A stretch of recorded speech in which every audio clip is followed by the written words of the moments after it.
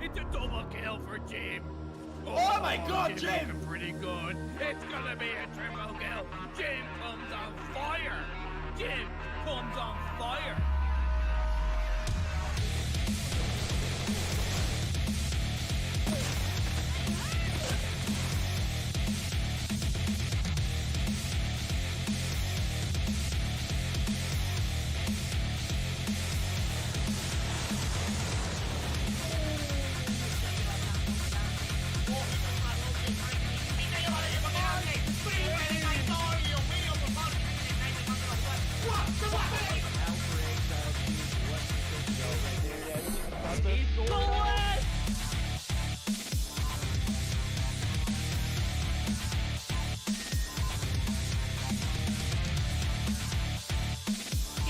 Angle, but couldn't land the shot.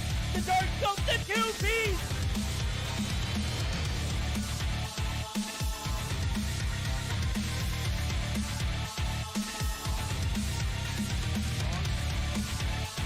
Oh my God!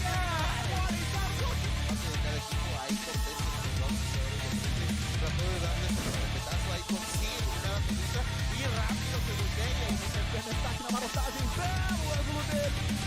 For him, he's gonna be able to take out. Oh my God! Oh no! He was down to 1 second on the clock. Já pegou bala na cara do Master. O Almairinho vai tentando fazer o primeiro.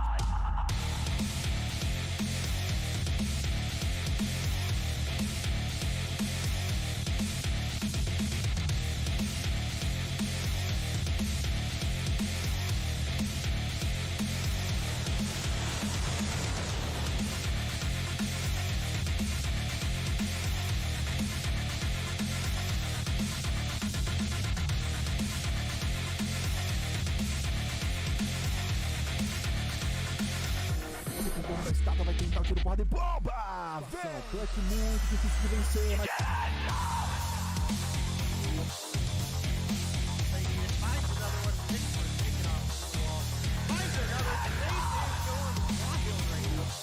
Anywhere on the body that you hit, he no-scope for a follow right there. He no-scope.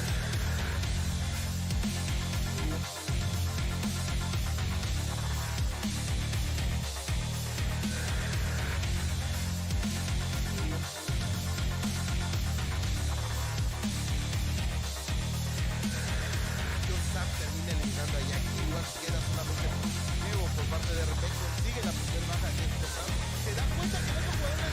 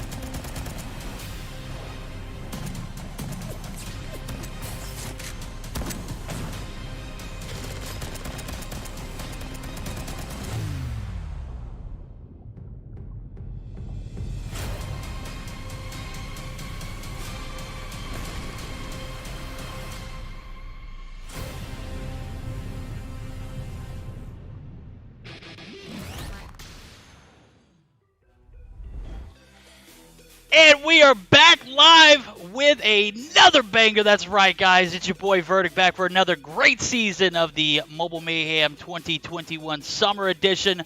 With me, as always, the man, the myth, the legend, bro. I cannot talk this guy up more than anything. He was tired. He said, I just got done casting earlier. But he is here, bro. His presence alone. We're witnessing greatness, guys. Imperium, how are you doing today, my guy? It's good to be back, baby, for another season of Mobile Mayhem, Call of Duty Mobile series with your wonderful self, of course, Verdict.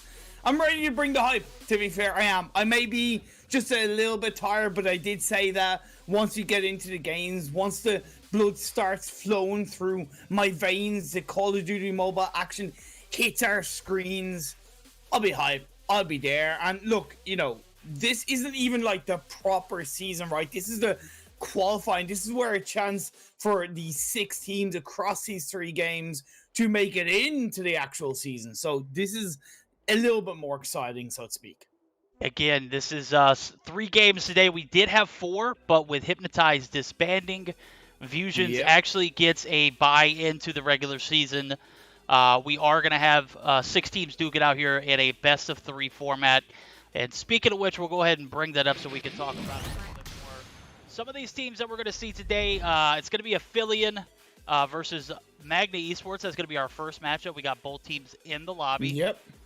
Viva Gracia versus the Mercenaries. And our last and final matchup to see who makes it into the regular season of the Mobile Mayhem 2021 Summer Edition is going to be Bunker Rock Esports and Infinity. So, got a stacked lineup today. All 3 of these teams going to be fighting for a spot in the summer season. Expectations are high. These guys are ready to go. It looks like we have players in the lobby. I'm not sure if we're going to have a 4v5 in this first series. Nonetheless, we should see some stout matchups, though. I'm not 100% sure on that 4v5, but it does look like jump into the mix. We've got the best of 3 up. Standoff Hardpoint, Hackney Yard Search and Destroy, and Raid Hardpoint for these teams today. So, gonna be a decent one. I know if we're gonna start this up with a 4v5, we don't have too high of an expectation for this gameplay to come through, especially on a hardpoint, right? Yeah, it's not going to be easy for them. Look, at the end of the day, the opportunity is there. I'm excited to see Magna Esports, to be fair, because I haven't really seen them before. I'm not too familiar with the players too much. at the end of the day, it's an opportunity for them to show me and show everybody what they have to prove. They're going up against a 4-man team, which isn't going to be easy. Sorry, which isn't going to be the hardest. But don't count them out to begin with. First hard point begins. First couple of points, of course, going over to this side of Magna Esports. Yeah, Magna Esports going to have a, not a cupcake of a match, but let's just be real. A 4v5 in a respawn game mode like Hardpoint, which requires a lot of bodies on the hill, is going to be very, very difficult for them to actually produce. When I say that, they're doing a decent job of holding that first heal in Graveyard, aka Courtyard. And with Genius on board, I actually am starting to think that this 4v5 might be a little more difficult than expected for the guys over at Magna. So, well, 34 points off the rip. That is impressive to say the least. They wanted it. Predator miss off on Jury allows him to grab 2 kills on board. Coming into the next hard point, it is important that this side of Magma use their extra body to their advantage. There's realistically no way that a hard point should be successfully breached by Aphelion. In theory, there shouldn't be, right? Because you have the extra body to, let's say, you know, cover that refrag, etc., etc., etc. But if you're not using that to your advantage, you are giving your opponent the chance. In this case, Aphelion, they've grabbed hold of the second hardpoint quite nicely, and they're just increasing that lead even more and more. They said they wanted it to be a 4v5. They have something to prove, and they're proving it right now. They are, man. And the fact that the guys over at Magna don't even have double digits is very scary. Now, Jerry, Genius, Machinist, these are all Mobile Mayhem veterans. They've all played in regular seasons. They have multiple seasons experience. But with that being stated, like, So Rebirth, Patrol, and Stefan, they're also in that same boat. So the fact that... Are they really? They are. Are they really? I'm sorry? I've seen Patrol, and I've seen Stefan, I've seen So Rebirth. The fact that the boys over at Aphelion are miles ahead of the competition right now is so shocking to me. A 5v4 hardpoint standoff. Like, this is ridiculous. They've got multiple sentry guns in the vicinity, and they have yet to allow their opponents to get past 10 points. What in the actual hell is going on here? Well, see, let's be fair. Let's give credit to the Aphelion boys, right? What they're doing is they started off really strong, and that was always going to be important, because when you're 4v5, it's so valuable for you to create a little bit of a snowball effect. And when you're talking about those operator perks and all of those kind of, you know, whether it's a death machine, whether it's a hunter-killer drone, you gotta be able to use those to help basically essentially make it a 5v5 in theory, right? You gotta have that extra, like, kind of oomph to allow you to stay in control. So by Aphelion starting off as strong as they did, they knew they had to pull that off. Now, can the comeback come through? The members of Magna do have the current hardpoint in their control, but being like just shy of 100 points behind, it's going to be a hell of a comeback for them. This P4 is probably not going to get broken here, regardless of how decent or how great of a slayer each of these players are for Aphelion. With that being stated, I also said they had no shot in hell to actually get into, you know, winning this game. And here they are with an 80-plus point lead. I'm still at a loss of words. If Magnus doesn't win this game, I will eat my keyboard on stream. This is this is getting to the point where it's getting at it. I'm sorry, but they're not going to win, because as much as they've got one hard point, it always requires, when you're so far behind, it requires more than one hard point to get back into the game. It can be the start of it, it can be that opening, but at the end of the day, we've gone right back to square one in terms of the hard point, the very first hard point underneath the granny flat. And, you know, I don't know, man. I know, maybe. I know, Aphelion, Feeling looking good. They're trying to find a breach. But fair play to Magma. They seem to have joined forces and realized that they need to use that body advantage. Yeah, I think they're finally realizing that the individual efforts aren't going to cut it, as we do see the KD ratio, Warvac 25-14, Genius 22-12. These guys are just absolutely slaying out, and they use that ability of slaying to rack up 122 points so far. Now, after that P4 transition, it looks like they have yet to get another point on the board. So early transitions for the guys over at Magna Esports are going to allow them to have the advantage early on. Patron going to utilize his operator very well as the Death Machine, absolutely putting in work, and now it does look like the power shift is going to go in favor of Magna. Okay, so the push comes in. Machines gets a beautiful 3-piece. Unfortunately, he gets taken down before he can really carry himself forward. 131 to 122, and the use of that Predator missile is beautifully played by Patron X. And now as he pushes in, it's a great defense from Subburst. But in the end, he's going to be Death Machined out of there by Warvac. Gets the breach 30 seconds to go, and Warvac creates the opening for Filian to come back into it. All they needed were 10 points. All they needed were 10 more hard points, and they will let it go. The contestant is in there. Verdict, this is getting closer than we thought. It's getting down to the nitty gritty, and with the contest coming through, I don't believe any team can actually win off this point, so battle for P3 is going to come through. And I'm looking at the mini-map, and it does look like Genius, or actually Machine, and Jerry are actually going to have an early advantage on the hill. So top blue is where it's going to go down. We only need 11 seconds for one team, 8 for the other. A great hold here so far for Affiliate. Patron going to be there for the contest. Come on. Oh! Machines. Oh my lord, the contestant is there. He gets shut down. Cry is gonna make Affiliate cry. 40 seconds. The contestant is still there. 146 to 143. No. Genius steps in through the window. He's gonna miss those shots. He fluffed it. He's fluffed it. Is it too little, too late? The score is even right now. 20 seconds left on the clock. Indeed, it's gonna be too little, too late. And by the skin of their teeth, Magna Esports close out this first game of the series. Low-key, I'm not being biased here, but I was kind of rooting for the 4v5 to win. I was rooting for Affiliate, the underdogs in this particular situation, not because of talent, but because they had a 4v5 situation to come through. And I don't think we've seen... Well, I take that back. We saw a 4v5 last season from Affiliate, and it literally went to a game 3, and I am not 100% sure what the outcome of that, but I know it was a nail biter just like this. So you can always count on Affiliate to come through in the clutch when it comes down to 4v5 situations.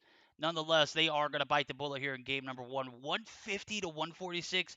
How was this game that close? It was honestly just a, let's be straight up, an incredibly crap start by Magna. Like it was incredibly crap by Magna. It speaks for itself. I credit Affiliate for basically out of the gates, just sprinting out of the gates. It was perfectly executed as a 4-man team from Affiliate. They suppressed, they shut down, they literally gave absolutely no opportunity for Magna. But then again, I would argue that to begin with, Magna maybe didn't respect how strong Affiliate could be at the start, and they gave them that opening, and the floodgates came through. At the end of the day, though, the comeback from Magna does show the mental strength that they had in that game. They were over 100 points behind. To come back 100 points behind, man advantage or not, does require a strong level of mentality, right? You're over 100 points down with an extra man. You're questioning yourself. You're defeated. You're broken. You're beaten down. And to still come back from that, I still got to give Magna credit in that regard. Yeah, it definitely was a admirable performance from both teams. Affiliate, obviously, in a disadvantage for a 4v5, but they made the most out of it. They capitalized at the very beginning, and I don't believe that was going to be possible until that P4 turnaround. Basically, they 60 points, I believe, they gathered from that hill. I don't even think there was a point where Affiliate actually got inside the point to contest. So, a phenomenal job from Magna. I'm not going to downplay their efforts in that 150 to 146 win. But in reality, I am super impressed with the 4-man power from the guys over at Affiliate. Now, who's to say that a 5v5 would have been any different? I would like to think it would have been. You think so? I mean, I think it would have been. It would have been different. It would have been different. Would Affiliate Woulda, have coulda, started shoulda. out as, let's say, as strong? Maybe not, but it still would have been different in the grand scheme of things, right? It still would have been different overall. Sorry. That is quite all right. We're going to verify screenshots. We're going to get ready for game number 2. It's going to be Search or Destroy on Hackney Yard. As I was looking at the best of 3 screen, I did read Hackney Yard. So if we go to a game 3, it's going to be a raid domination. After that performance, I could definitely expect to see a game 3 based off of the gameplay from the guys over at Affiliate. So, okay, they're switching sides. Gotcha. So that's exactly why they 4v5. They wanted to make sure that they could switch sides without opening the spectator slot. That makes sense. I'm obviously trolling Jet. Game number 2 about to start up. Search, Destroy, Hackney Yard. Can the boys over at Affiliate get a dub here and take us to a game 3? And will that really ultimately make any difference? Because domination probably even worse than hardpoint in reality. So, I don't know. Huge implications. Yeah. This is if you win, you move on to the regular season. If you lose, you're out. That's it. So, like, Search and Destroy should be possible for Affiliate to win. Agreed. Being a body down in Search and Destroy is very... Okay, it is obviously an advantage, but it's not really as much of an advantage. It's harder to at least extract the most out of that. You make a really good point about domination, though. It is harder or it's a bigger disadvantage, so to speak, being a body down in domination, because you're talking about controlling the caps for the whole game. You know, like with hardpoint, it switches, so you can maybe, try and control spawns. You can, you can be a bit proactive from one hardpoint to the next. But in domination, it's all about that control of that B cap or control of the caps in general. When you have that less, that one less body, the one less pair of eyes, it makes it so much harder to be proactive, to be that controlling in the game. So you do make a good point in that regard. We shall see if we go to a game 3 after this, and I am really crossing my fingers that we do, because I would love to see how this 4v5 panned out on a domination matchup, and with it being on, God, I just said it, bro, on Raid, that's a huge map. That's a lot of ground to cover. True. So, True. That's very true. They're going to have to put in, like, twice the effort, like, put in overtime kind of work for these players. So, okay, we have a 5th produced. Okay, we have an even ball game now. Raptor, where were you at, my guy? I love... Well, see, according to Galaxy Network, Raptor has left Affiliate, so maybe he's just helping them in the series before he leaves. I don't know. According to Galaxy Network, he's left Affiliate, so that's why I'm even more surprised that he's joined in. And in my head, I was like, okay, well, it makes sense why they're playing as a 4-man team.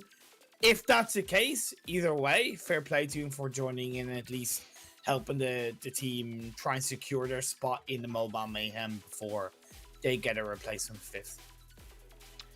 Yeah, if that's the case, I could definitely understand why there was a 4v5 there. At the same time, like, when you commit to something and you say, yeah, put my name on the roster, I still feel like you need to show up. He's here now, which is better than nothing.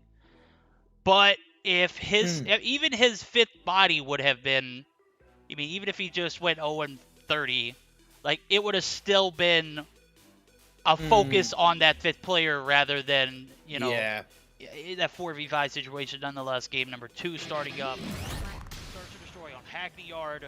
We'll see if this 5v5 pans out to be a better matchup here in the Search and Destroy.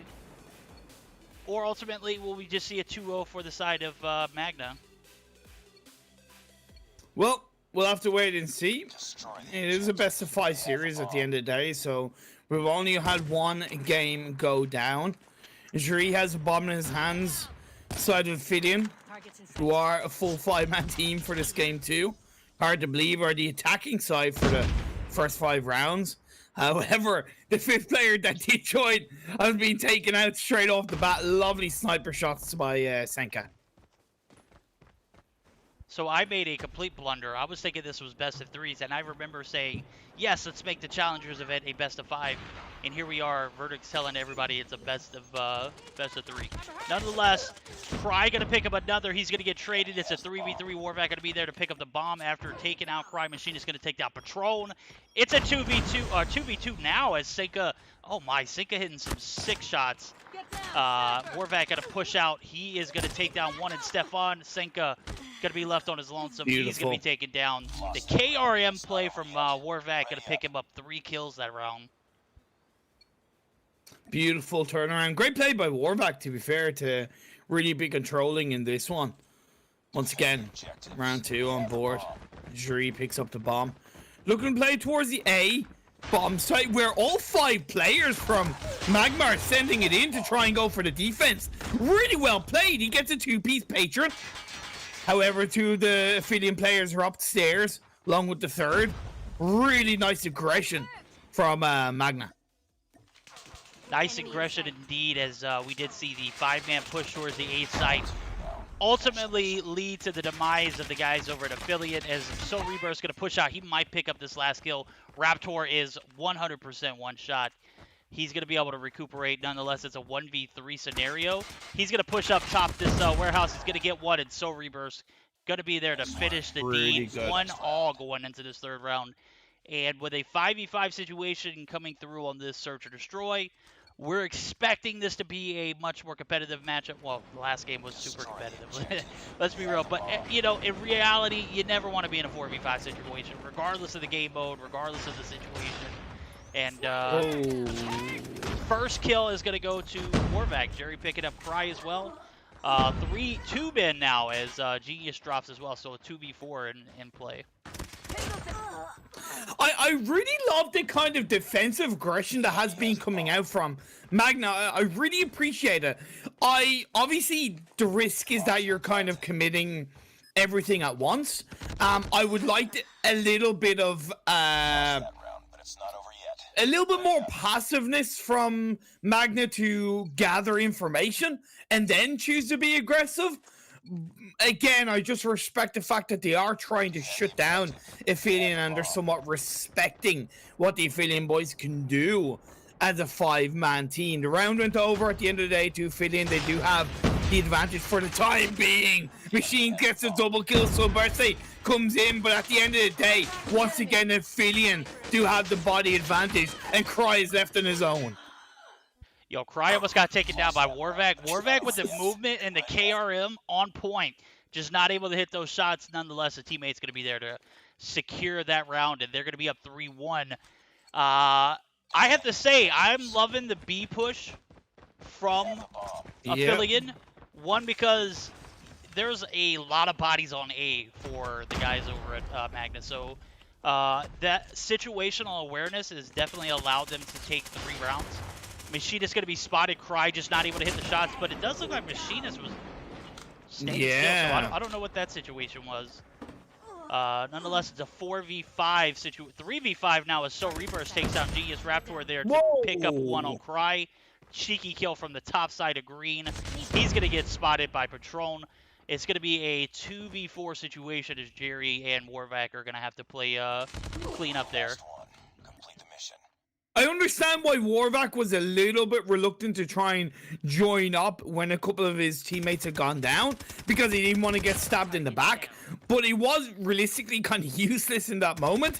And whether or not that was a little bit of Nigel call, it was unfortunately just the wrong choice on board. Sure, he's left on his own. He's able to get a 2-piece at the end of the day. If he finds the opportunity now to grab the bomb, it could be quite valuable to turn around on his side and obviously grab an extra point as the attacking side. Creepy, crawly, all the way towards bottom green. So Rebirth's going to be up top. So Rebirth is aware of his area. He's going to get bodied. What a shot. And now Patron going to go ahead. Oh, did he pick up the KRM? Because it looks like he was kind of head glitching with a KRM. The bomb's in Jerry's hand nonetheless. He's going to push over towards the A site. We're going to see if Patron can complete this Perfect. 1v1. It was a 3v1. If Jerry clutches this here, we'll call him the clutch god. If not, still a valiant effort.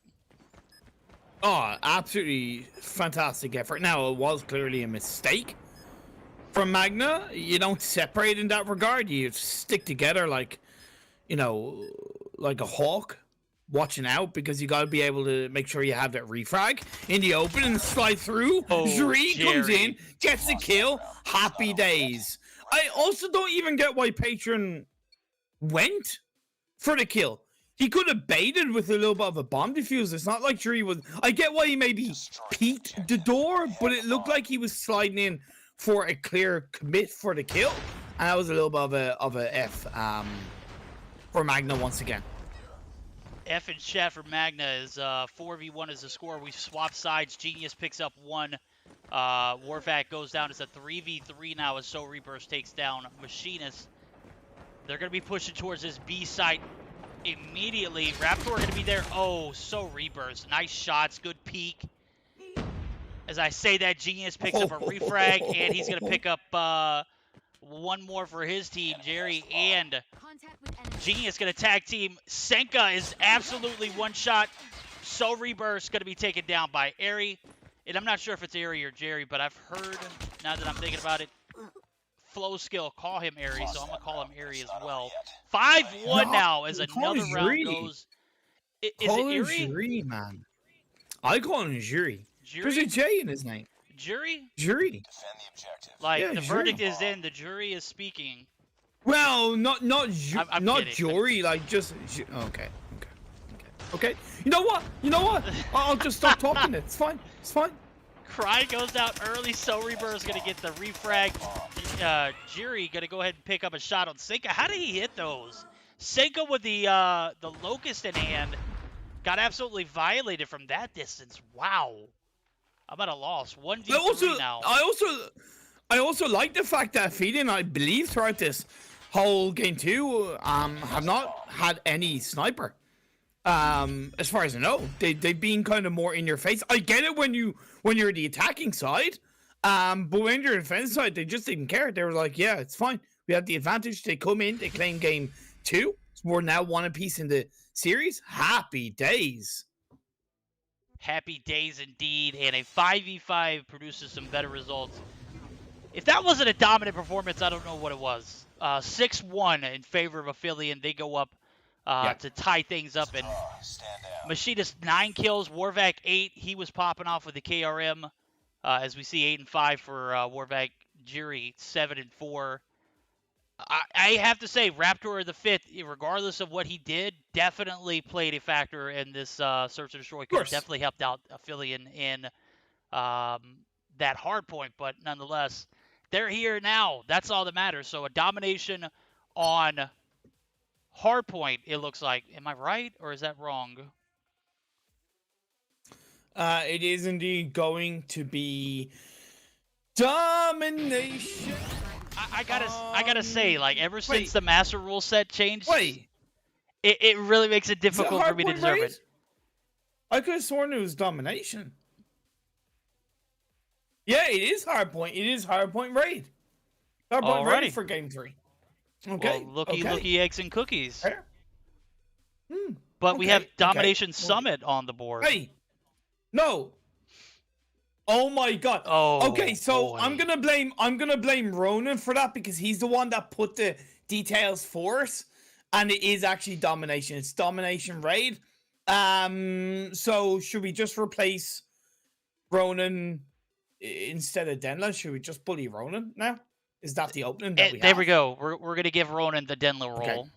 Okay. B, if you could Okay. make that happen Okay. in Discord, we could definitely. I'm just kidding. There's not Yep. a Denla role. Yeah. No. There's not a role for that. It's a special place in our heart. So, Denla, if you Yeah, out yeah. there, you already know what we're saying to you, my guy. We ain't even gotta say it.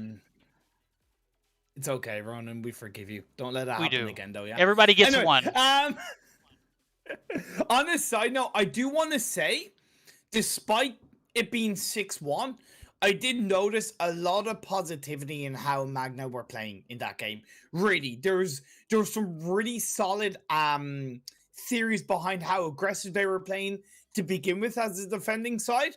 They just executed some poor moments. Again, getting 2v1 against Yuri, that shouldn't have happened, right? Little things like that, but they done a great job of getting to the point where they had that body advantage against Aphelion. So I don't think the result fully justified how solid Magna played at times. Again, just a poor execution allowed them to fall down so hard in the overall score. Absolutely. I am looking forward to this next matchup. It does appear it's going to be Dom Summit. So we all know how much Verdict loves Dom Summit. We'll see if the boys over at Magna are going to be able to step up to the occasion, as it's no longer a 4v5. We've got a even playing field for both teams.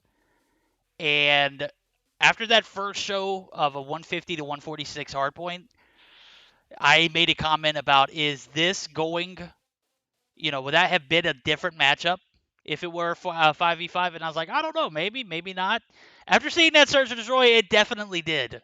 So we'll see if Magna will be able to bounce back after taking that first L. It's all tied up 1-1. I gotta say, I'm digging this roster for Aphelion. Genius is a former XOXO member. Warvac has played for several highly competitive teams. And I do believe it's Airy, as Fontas put in chat or Discord. Sorry, I don't. We're care. not French, okay? We're not French. Don't care. Call him jury. We'll call him jury. Exactly. There we go. If It's set he in wanted stone. to be called Airy, he'd have spelled his name AI or Y. You know? I completely agree. There you go. Sorry. Well. or we could just cut it down the middle and we both call him Bob. That could work as well. I'm down for Bob either way. That might be confusing. I'm down for either or. Might be confusing for the audience, We could just split it in the middle and that. Bob with a nice two-piece down mid. Who is Bob and where is he at? Because why are we not spectating him? Exactly. He's the ghost six-man for both teams, obviously. Oh my lord. But okay. Yeah, jury. Yeah, that's what I said, jury. Yeah, jury. There you go. Ronan asked the manager, said jury. Yeah. See? So apparently Ronan yeah. is productive, but I don't know, man. He just put it in Discord too. See, I'm productive. Yeah. Call him Jeremy. Okay, I'm down to call him Jeremy too. You know what? I gotta say, reminds me of the Pearl Jam song, Jeremy. Jeremy's broken. Yeah. Anyway. Oh man, I gotta say, I'm glad to see Raptor in this lobby. We saw him last season, and he was a beast of a player. Sad to see him. You said he was retiring via the GN Discord. Well, no, he just said he was leaving Aphelion. That's all on the Galaxy Network. That's a big loss for them in my opinion. He is when he's on, bro. He's on. We'll see if he's on. Game number 3, Domination Summit. My favorite map combo for Domination. As we do see both both teams loading in. We've got plenty of action left in this best of 5. We're gonna have 3 best of 5s today. And so far, we're all tied up in our series number 1. We'll see what the outcome of this one is to determine who has the lead going into the next game. We're going to be on board with Machinist at first. We're going to see plenty of Bisons, plenty of... Yes, sir. I'm expecting to see an LK from this set. Maybe not on this particular match. Okay. Okay. We'll have to wait and see if that comes on through. Either way, both teams have got their respective caps on board. Raptor comes in from behind to grab a kill. It's going to be a little bit of an open to possibly grab that B cap for the side of Affiliate. Yes, indeed. I'm on board with Raptor, who was trying to play this B site effectively. He gets taken out by a snow. We're going to see the flip come through as B is going to be capped by the guys over at Magna. They're going to have an advantage here. Senka trying to prevent that rotation as Jury going to be taken down. And what I was expecting to be a dominant matchup for Affiliate is turning out to be a bit of a flop at the beginning. Spawns are going to flip. They're going to lose A. C is going to get traded eventually, maybe, to the guys over at Magna. Not sure what's going on with that cap, but so Reaper's going to be there. Warvac, you're a menace to society, my guy. Well played, and let's be fair, so Rebirth has had a pretty good game so far in this Summit matchup. But now as Jury rocks on 3 is going to help keep control and possibly retake the B. I think both of these teams are playing a pretty solid set of strategies on board, and they're clearly trading those hard points quite nicely and trying to pull out a couple of unorthodox playstyles and maybe going for their opponent's A or C cap and just trying to flip the switch and not focusing primarily on that mid B cap. So I really like it from both sides. Finally going to see the guys over at Affiliate push the B side and get the flag, as we do see the advantage flop in their favor. Machine is popping off right now. I got to say, I'm starting to see a slow start for Genius. I'm not sure what's going on with him, but he's just not had the best luck. Currently 0-5, and that is not the Genius I know. Warvac going to go ahead and make use of his first operator as he pulls out the Predator missile and the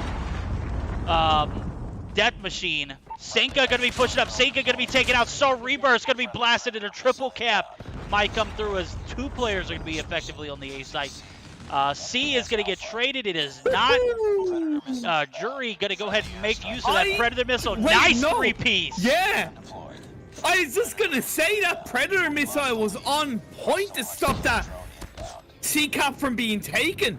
The Death Machine being utilized by Warvac was absolutely perfect. So great connection and teamwork coming out from the players of Affiliate to keep them in control. Nearly a 30-point lead they have on board. Yes, the A cap was eventually taken by Magna, but at the end of the day, Affiliate look in control as we reach the halfway point. Take a look at the scorecard. I don't believe Genius is on board. He's 1-6. I'm not going to highlight that. I'm just going to notate that that's not his normal behavior. 12-6 for Warvac. Jury going to go ahead and pick up 13-4. And even though Raptor going to be leaving Affiliate, he is popping off in the moment with an 8-4 as Machinist is 13-5. It's looking like the guys over at Magna are just getting completely outplayed at the moment. Seems like they're just a little bit out of their depth. I'm not saying that they can't get back into it, because let's be fair, they're tickling towards that B cap. Solid War Machine by Senka, but I feel like that could be utilized a little bit more effectively. He ends up going down. So Rebirth, let's be straight up, he's the reason why Magna are kind of sticking in this game. He's been absolutely on fire so far for his side. 12-12, okay, he's died 12 times, but he does have the highest amount of kills. Hunter-killer drone deployed. Map like this, let's just be honest, you're going to have a lot of interactions, and with that being said, the A side is going to get pushed. And with those interactions, it's like when your teammates are going like 7-13 or 6-9, 6-14, I mean, going 12-12 is basically going double positive in a game like this. Yeah, exactly. In my opinion, exactly. Warvac going to be there to spoil the A cap. He's not making progress on it. He does get back on the site. Patron going to be there for the contest.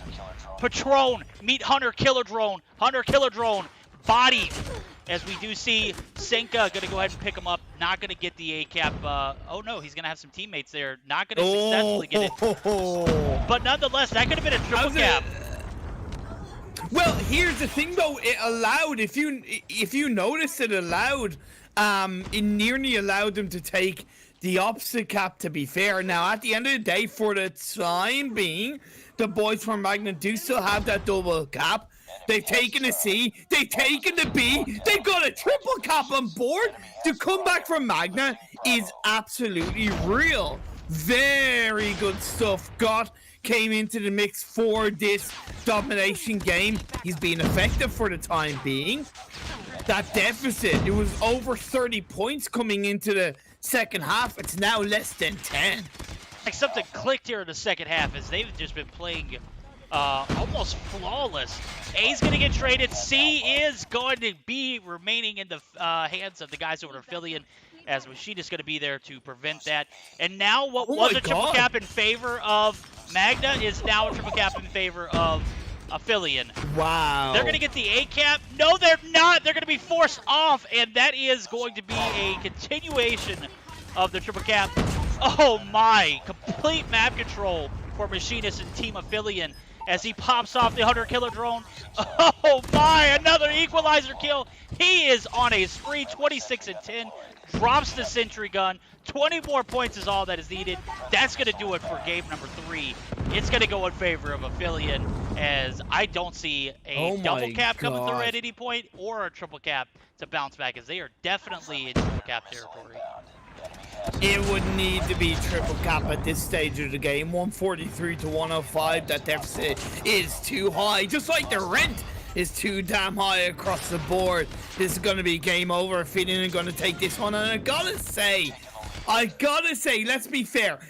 This has been a Summit domination game where I don't think I've seen so many double and triple cap trades between the two teams. And I don't know whether that was a sign of too many mistakes from both sides or whether just the competition was a lot closer than we maybe expected in this third game and in an objective game, considering how close the hardpoint game was in a 4v5.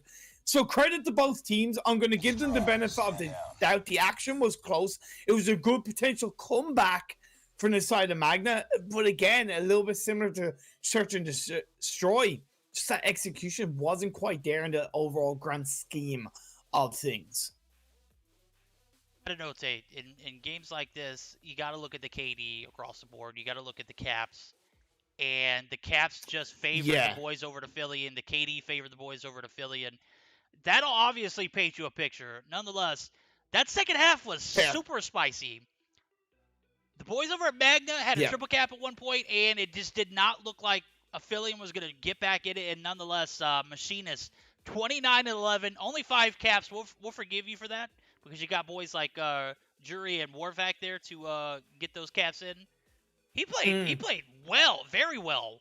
At one point, I think he was on like a 6 or 7 spree, and in a map like this, like literally, you could turn your back and there's a player right there behind you. Yeah, it's just so small. Yeah, exactly. Going 29-11 definitely boasted Team Phillian for that win. Yeah, and I wasn't too worried about the KD, to be fair, because of what you mentioned. There's such a good point about how kind of in Summit on such a fast-paced game mode that is domination, kind of going equal KD or even just a negative KD by 1 really isn't a bad thing. It was the fact that all of the players and they were able to hold control for as long as they had it. It didn't last as long.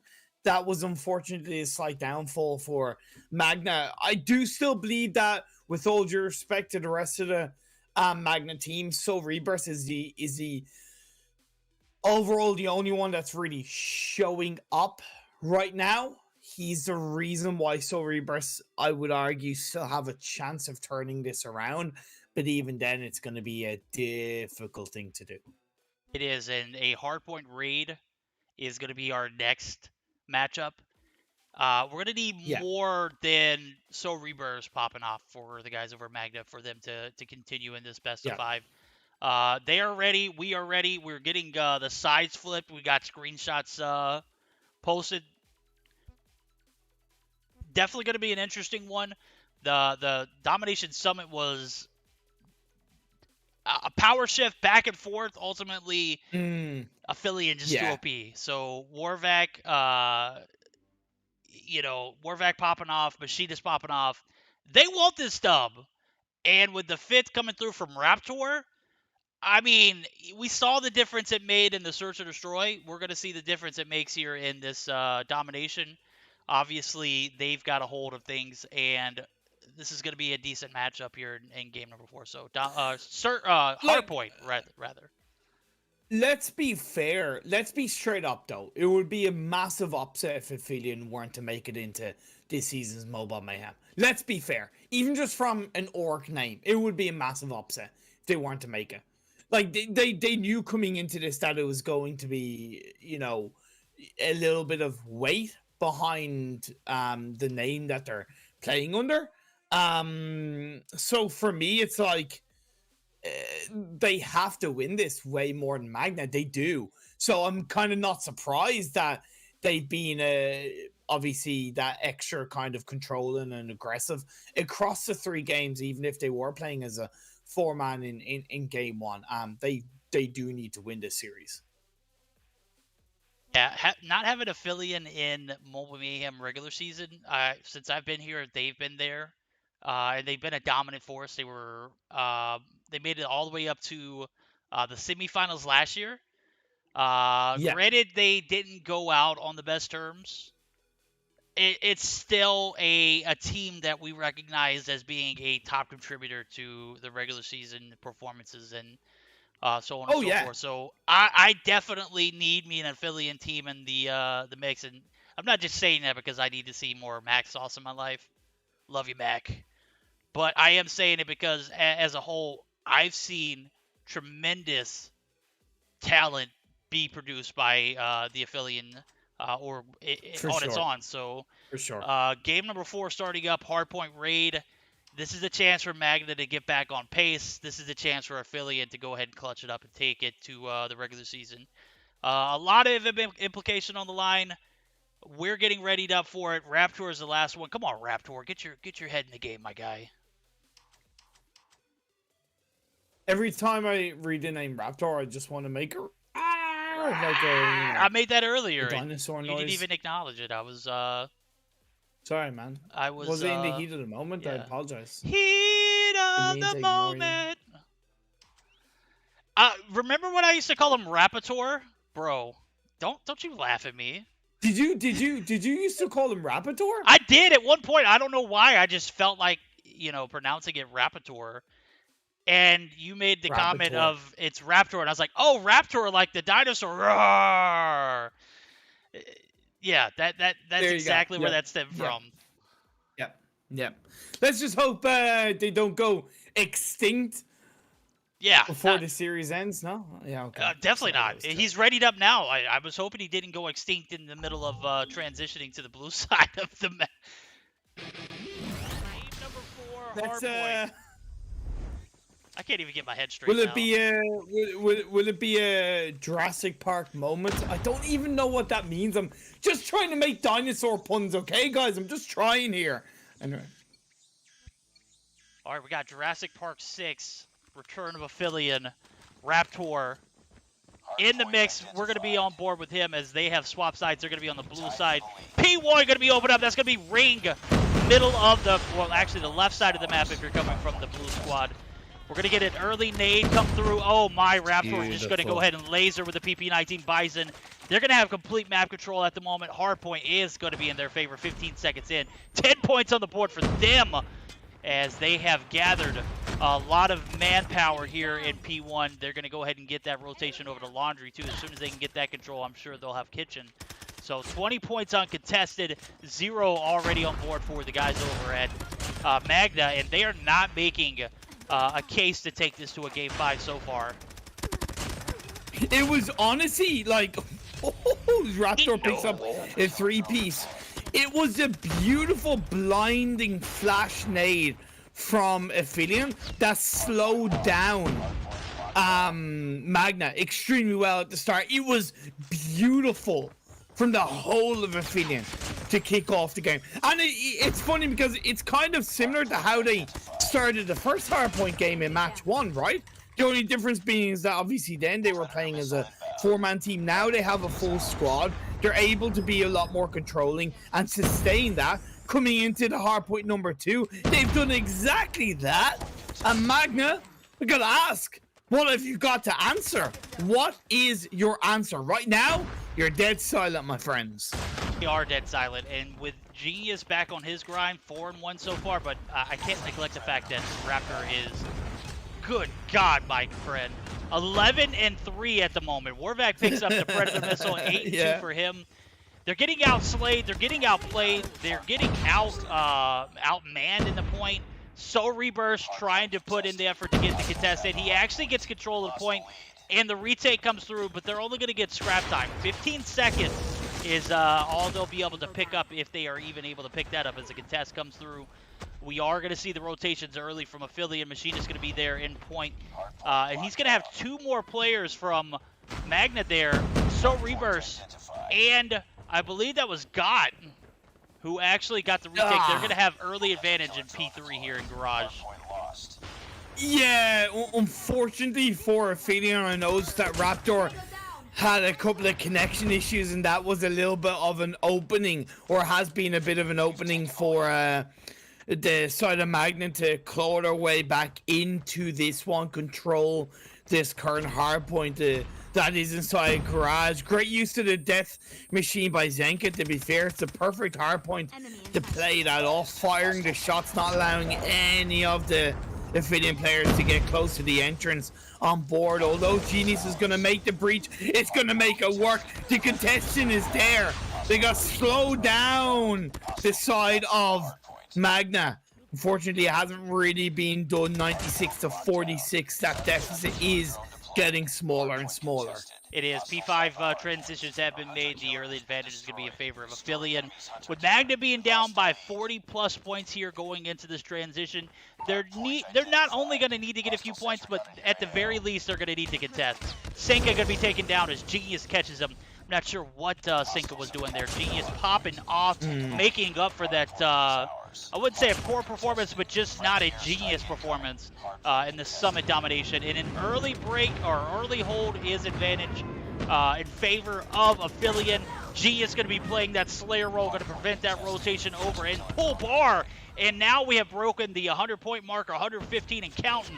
The guys over at Aphelion only need about 30 points here to get the dub.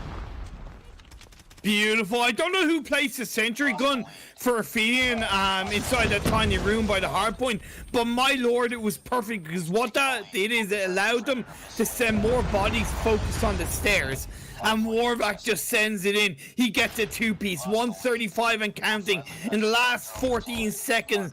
This could be an absolute bloodbath of a closeout for Aphelion, looking to secure their spot in this season's mobile mayhem. They're close, but unfortunately they're going to have to transfer it over to this next hardpoint. Our P5 going to be out in the middle of courtyard. Rocks, as some people would call it. Raptor going to be spotted outside of ring. He's going to be taken down. We have 3 seconds and counted 2, 1, game, set, match. Aphelion, you booked your one-way ticket to the regular season. We'll see you there. Magna, well played, my guys. Good effort. Just not enough to make it to the regular season. Looking forward to seeing you guys improve and hopefully come back together as a collective unit. If not, hopefully be able to see you next qualifiers. Yeah, look, this was a result that I was, to be fair, expecting. But genuinely, there was I said it already during the series. There's so many positives to how Magna were playing in those games. Few openings that they maybe didn't take advantage of so clearly. But they also did push in a solid way multiple times. They tried to create a lot of chances in their way on the likes of the search and destroy rounds, etc. Keep on grinding, guys, and keep on grinding together. Come back stronger. And I'd love to see in future Mobile Mayhem seasons for sure. Definitely. Genius, 20-9, 23-13 for Warvac. They both collect right at a minute and a half for Genius. When you got players who are that dedicated to the OBJ as well as their KD, it's a lethal combination, as we saw a much better performance from Magna here in this hardpoint in comparison to the domination game for KD. 22 and 14 for Sinka, 14 and 11 for So Rebirth, but 6 and 20, 6 and 17. And good God, Stefan, I don't know what's going on, bro. 4 and 16 is Yeah. just not going to cut it. Yeah. Nonetheless, Exactly. we are going to get geared up for our second series of the day. But before we do that, I think we're going to take like a 5-minute intermission so I can grab some water, use the restroom, and get geared up for this next series. So, guys, stay tuned. We're going to be right back for our next matchup. Viva Gracia and Mercenaries. Stay tuned.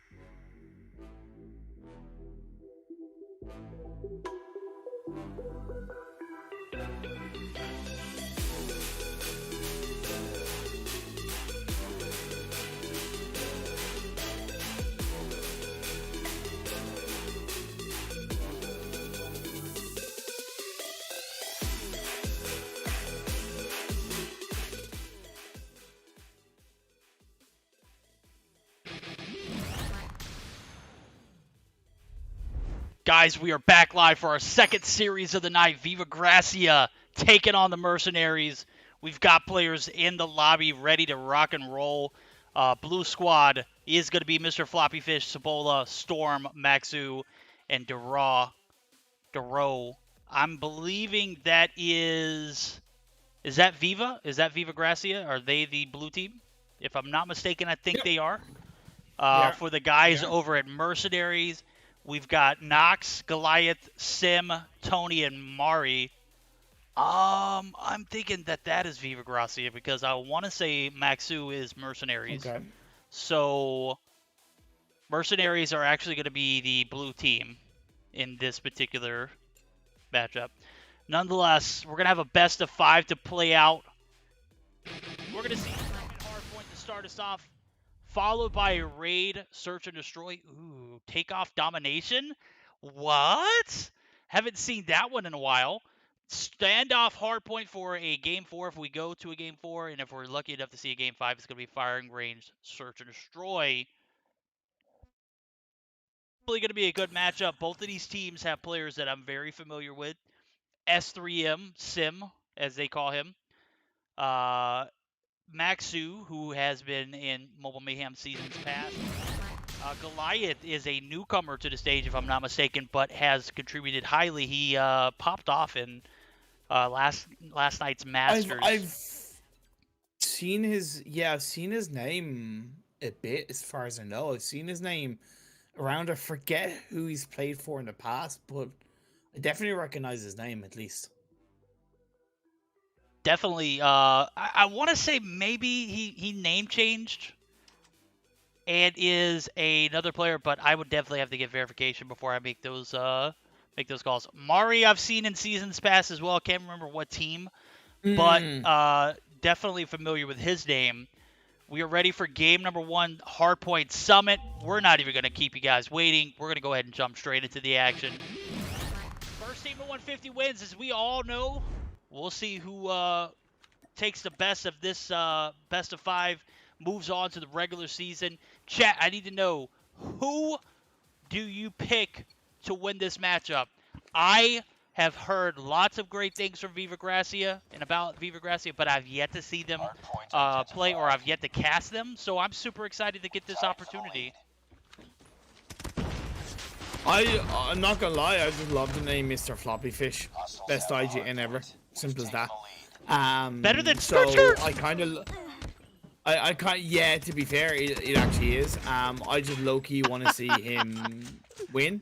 You know, it's personal bias, not gonna lie. But either way, for the first hard point, it's gonna be absolutely beautiful control coming on board.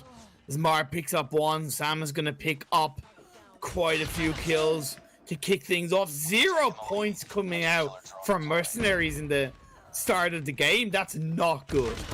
It is not good. Mr. Floppy Fish is going to be there for the contest. He's going to be taken down, and they are finally going to get on board.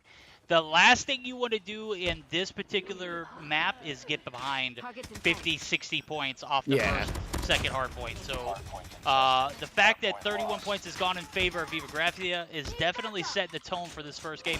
Oh my. Mr. Floppy Fish was giving Goliath a bit of the works with movement, but ultimately he's going to have some teammate help. Goliath going to be spawning right behind one of the mercenary players and is going to get a cheeky, easy kill. So we do see a 36-8 advantage in favor of Viva Gracia. They're going to go ahead and have 4-man on the point. This is going to be a tough break for the Mercenaries.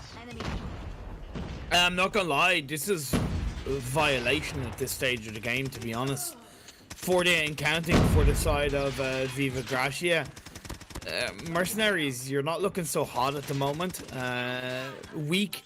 I know this is a very fast-paced map, but there's absolutely no teamwork on board. You're realistically being picked off one by one. all things considered. Let's see what you can do to turn it around. At least being able to find a bit of a break. The Rue stepping up a little bit along with the help of Sabola. Criticism is deserved, but it doesn't mean it's not gonna last for the whole period of the game. Let's see what you can do to come back into this on Mercenaries. Yeah, they're going to have a lot of work cut out for them. The good thing is they are going to have spawns for P3, which is going to be backside of this tower area. Catwalk got to get manned by Maxu. He's going to prevent the rotations. And an early break goes in favor of Viva Gracia as they are up by 50-plus points. And you said a bit of a violation here. That is a violation. 82-23 off the backs of 3 hard points, and we're not even halfway through this third one. An early contest comes through now as Maxu makes great use of the Death Machine. Sim gonna get the concussion grenade to come through. He's gonna get taken out though, and battle for P4 will begin here shortly. Maxu with a great use of the sentry gun, gonna prevent the rotation from that mid site. Tony gonna be spotted. Tony gonna be taken down. And back and forth in P3 is ultimately looking like it might not be an easy comeback for the guys over at Mercenaries. Nonetheless, it is a closer ball game. 50 points, not as steep as it was, but not as steep as it as it should be. Like, let's be fair, you know, to give a tiny bit of, I know, silver lining credit to Mercenaries. They haven't like massively fallen down. Like, they've kept that deficit. It's not ideal, but they've still kept the deficit to a certain amount. It doesn't look like it's staying that way as the hardpoint is in the favor of Viva Gracia. 37 seconds left. It's not going to be closed out on this hardpoint, but the way things are looking, the proactivity from Viva Gracia, they're going to close it out very quickly as a Predator missile is being laid out onto the ground by Sam. He's going to pick up a few kills at the hands of that one. Tony onto Mr. Floppy Fish as well. Like, you know, let's be fair. Mercenaries are playing like a dead fish at the moment. They're just flopping around the map. They are flopping around like some Mr. Dead Fishes at the moment, as what was a 50-point deficit has just developed into nearly a 100-point deficit. Mr. Floppy Fish going to pick up 1. He's only picked up 3 kills here. As great as his name is, I was hoping that the gameplay would match. It, however, has not. So a very, very outplayed game number 1 is going to lead Viva Gracia up 1-0. So far, I'm not going to call it early. It's not over till it's over. But let's be real. It's over. Sim on point. Tony on point. The Death Machine comes out. There's no kind of contest in sight. 150-47. Game number 1. Viva Gracia is your victors.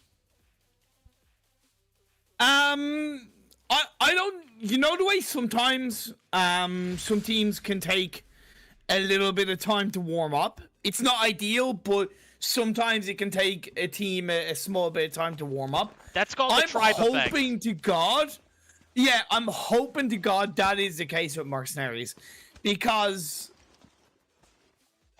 there was very little quality in how they played in that game 1. Like, unlike, for example, with in the previous series, there was something that I was able to kind of take away from Magna. There's just so little from Mercenaries. I'm sorry, and I don't mean it in a personally attacking way, but for this first game, there's just so little to take away positive wise for them. They just got wiped to the ground, and that could, and I hope, is also an element of the fact that Summit is a very difficult map to come back from. You find it right in terms of falling 40, 50, 60 points behind in Summit is so hard to come back. But I just expected a little bit. I just expected more from them. We'll say that they lost their gunfights, and you know, that be the end of it, because at the moment I'm looking at the scorecard and it's not looking good. Maxu with a heavy carry, Like I said, in a game like this, we mentioned it earlier. In a game like this, going 19-17 is basically, a little over breaking even. It's double positive for his team. Just not enough effort, to carry on from that matchup. Maxu just the guy is a cannon, but you can only do so much when your teammates are going like 4-16. Yeah. It's just not possible, guys. If Brownie is out there harassing you in chat, I'm gonna go ahead and make a public service announcement. Don't worry about what he says. Everything that he's a Warzone buddy of mine, and he just came here to cause some mayhem. Yeah. I give him a hard time Brownie though. From Outcast. I know Brownie from PUBG Mobile. Yeah. He's a legend. Like, I do love Brownie. He's an absolute troll, but in like the best possible way. And I gotta give him a lot of gotta give him respect grief for what he's done with. Gotta give him grief, but also gotta give him a lot of respect. So much love to you, Brownie, and chat, and everybody. To be fair, that's tuning in. Thank you for your continued support in the COD Mobile EU scene. We are switching sides for this game 2 of the series, so we're gonna have Mercenaries are gonna be red for this one, and Viva Gracia are going to be blue for the second series. Look, flip that. Search and Destroy raid. I'm just hoping we see a lot more from Viva Gracia. The fact that they're going to be starting on the defensive side is going to be... Actually, sorry. My apologies. They're starting on the attacking side. Does give them the opening to create a little bit of a controlling edge. I'm worried about them, to be honest. I want them to put up a better fight. I really do. I'm just afraid they might not. I don't know why, but I'm just afraid they might not. So this is, based off of what I've seen in matchups like this, teams that are not as competitive in respawn modes like hardpoints are probably better in search and destroy, so we'll give them the benefit of the doubt and say they have a chance in that particular aspect. And then there are some points where I've seen teams just are not feeling hardpoint at all, and they come out in domination and blow the competition out of the water. So yeah, you've got you got to give and take where it's necessary. If the search and destroy doesn't go so well for Mercenaries, it might be a 3-0 because I'll make the assumption that they won't have a chance in the domination off of that. So I'm hoping that they're a more competitive search or destroy team for the sake of taking this to past the game 3. But based off that first matchup, they got outplayed, they got outmanned, they got outgunned. It was never really even close. So 50 points being the closest since P2. That's a moment of realization that you're not in a competitive aspect. Now, out of respect, I'll say that they have a different or chance or opportunity here in the search and destroy to redeem themselves. 1-0 for Mercenaries? Is that what you're telling me?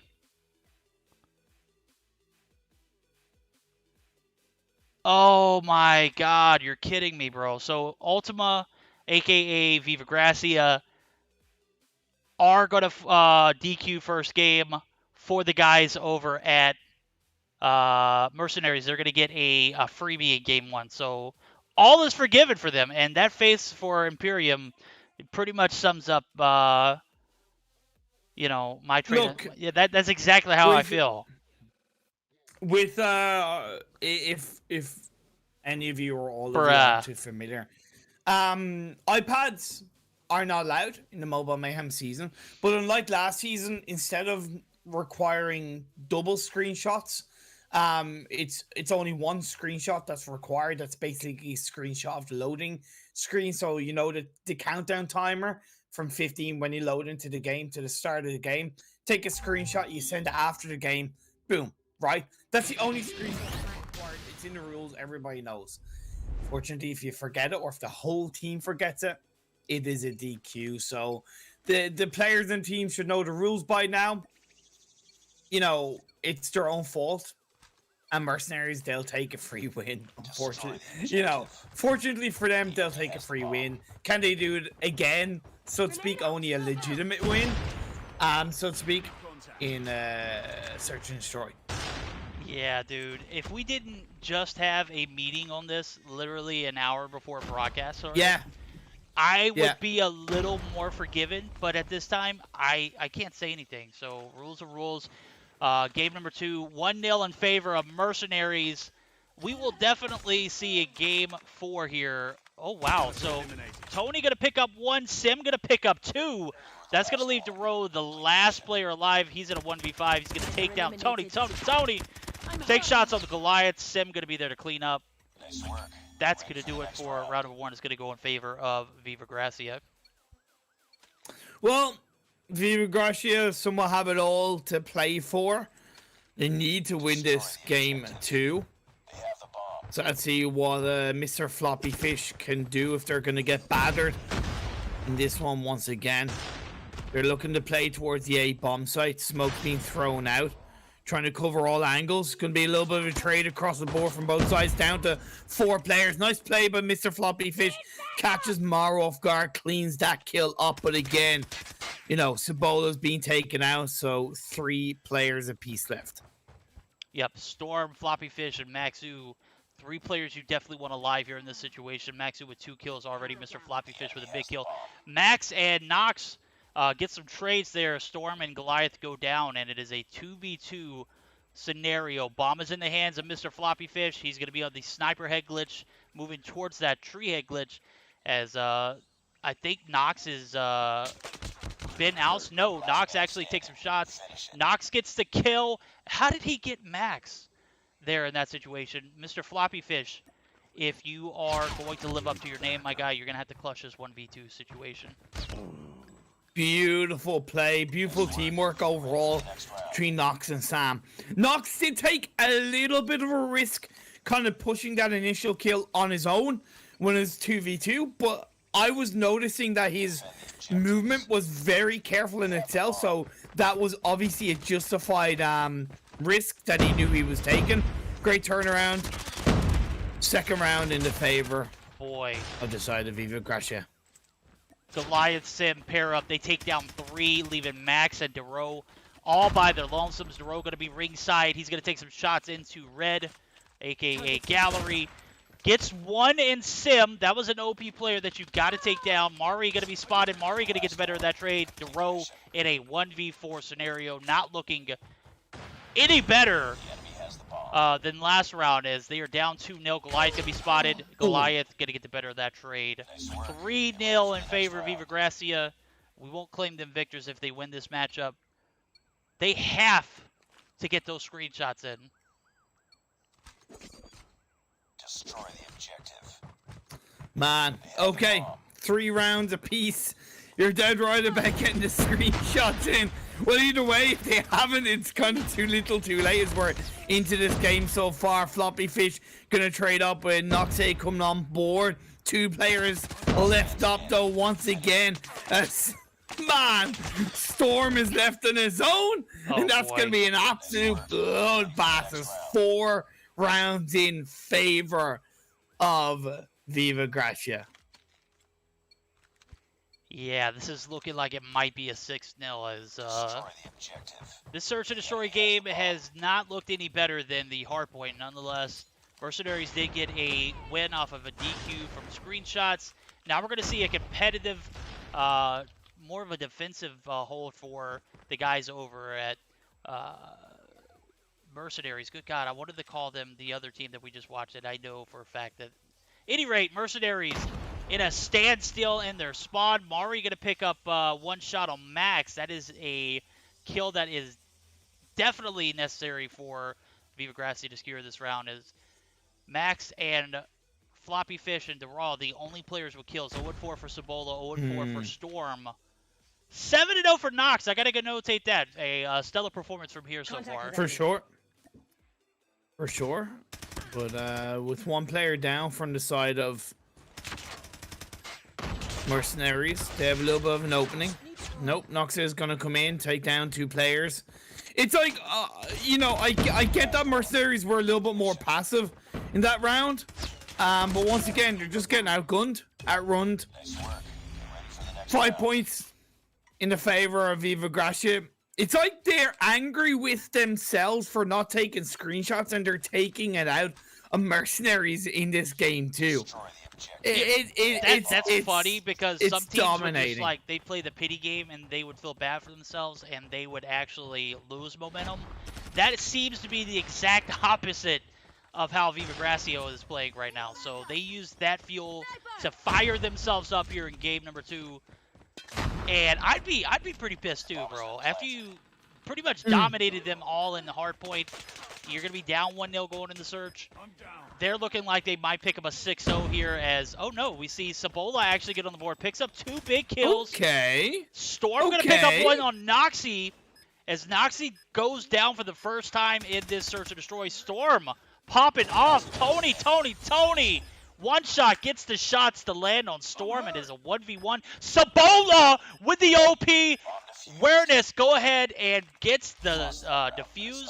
We're going to round 7, 5-1 in favor of Viva Gracia. Jesus, finally there's an actual pulse on the players of Mercenary. Gee, honestly, I thought they were like zombies just going around the map right now. Sabola giving them a bit of a heart attack, so to speak, or at least a shot in the heart across the board, but can they follow through? Seems like that's going to be the case. Although Storm gets taken down, he is able to at least grab a kill before he goes down. Knocks A on to Sabola to give the body advantage over to the, actually, sorry, not quite the body advantage, over to the side of Viva Gracia. Just Sam and Nox outstanding. I got to give it to Sam, the ability to reposition after going for that B bomb plant, the situational awareness to not follow through with that, so OP. Now we're going to see them push over to the A site. They have a 2-1 man advantage, and it is looking very, very key for the guys over at Viva Gracia to clutch this 6-1 situation. Mr. Floppy Fish, we saw him in a 1v2 scenario earlier. Just did not pan out decently for him. He's 2-6 at the moment, so he has been able to pick up 2 kills. Since that, I don't know if it's going to be enough for him to, power himself to a 1v2 scenario and get this bomb defused. 25 seconds on the clock. He's going to be rotating in Cubby. And Sim going to go ahead. Oh, smoke comes through. The nade comes through for him. The push upstairs, it is not going to matter. What happened there? Yeah. So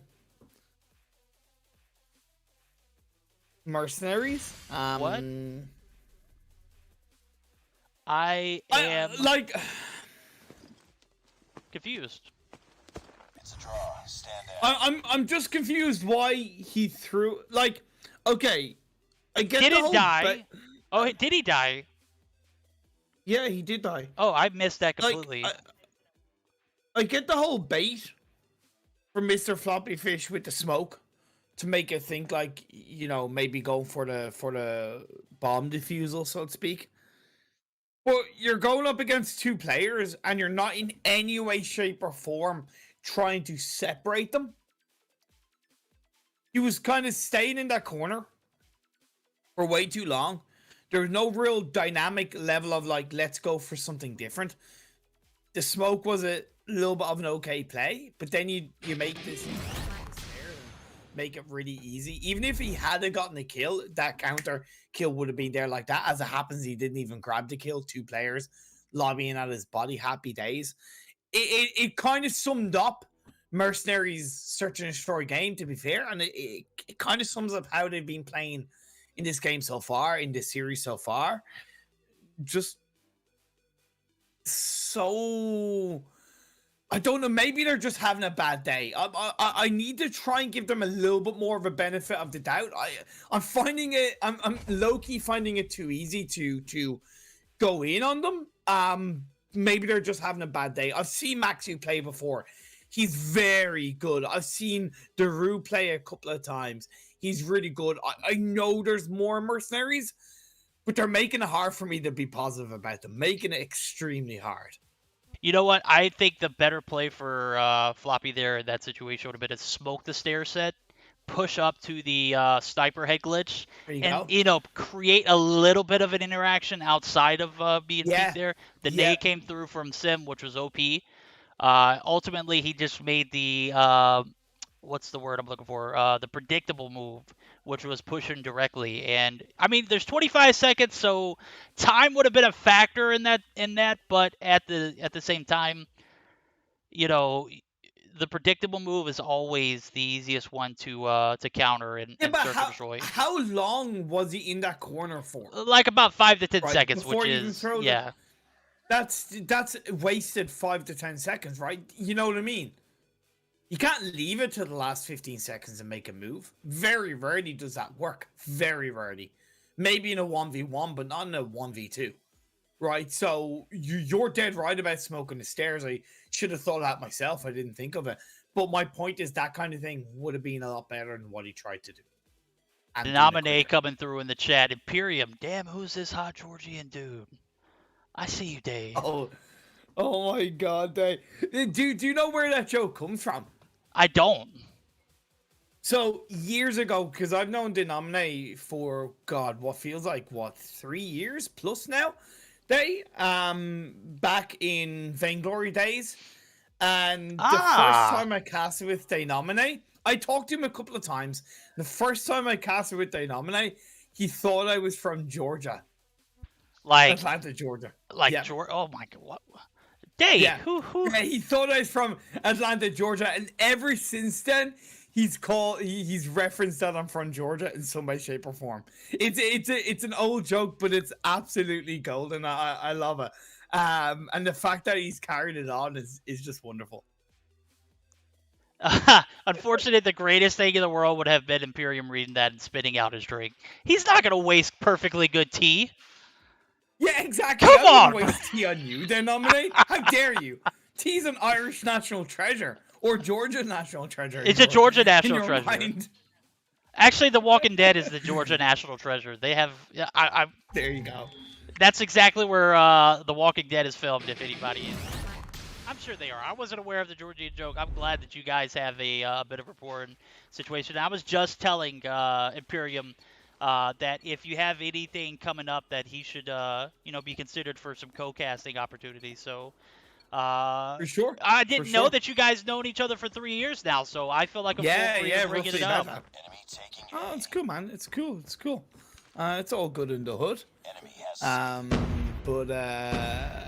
Well, hold on. Missing context. I didn't talk to him in voice before we casted. Okay, gotcha. That context isn't needed. That context isn't needed, okay? At the end of the day, we are in to this game number 3. Viva Gracia have evened things up. This is domination takeoff, and I absolutely love this map, but I also understand that it is, as a newer map in the competitive scene, it is quite tricky for these teams to really get a hold of across the board. We've seen a few signs of sparkle from a number of teams throughout the games, but in this one, let's see if Mercenaries can show a bit of sparkle. Fortunately, it's not looking like that for the time being. You know, I got to give it to Max and Storm, but we're going to need a lot more effort for Mercenaries from Floppy Fish, Sabola, and Dara. At the moment, Max and Storm, big carries off the bat. 8-3 for Storm alone. 4-3 for Max. Fish. He capped the site by himself.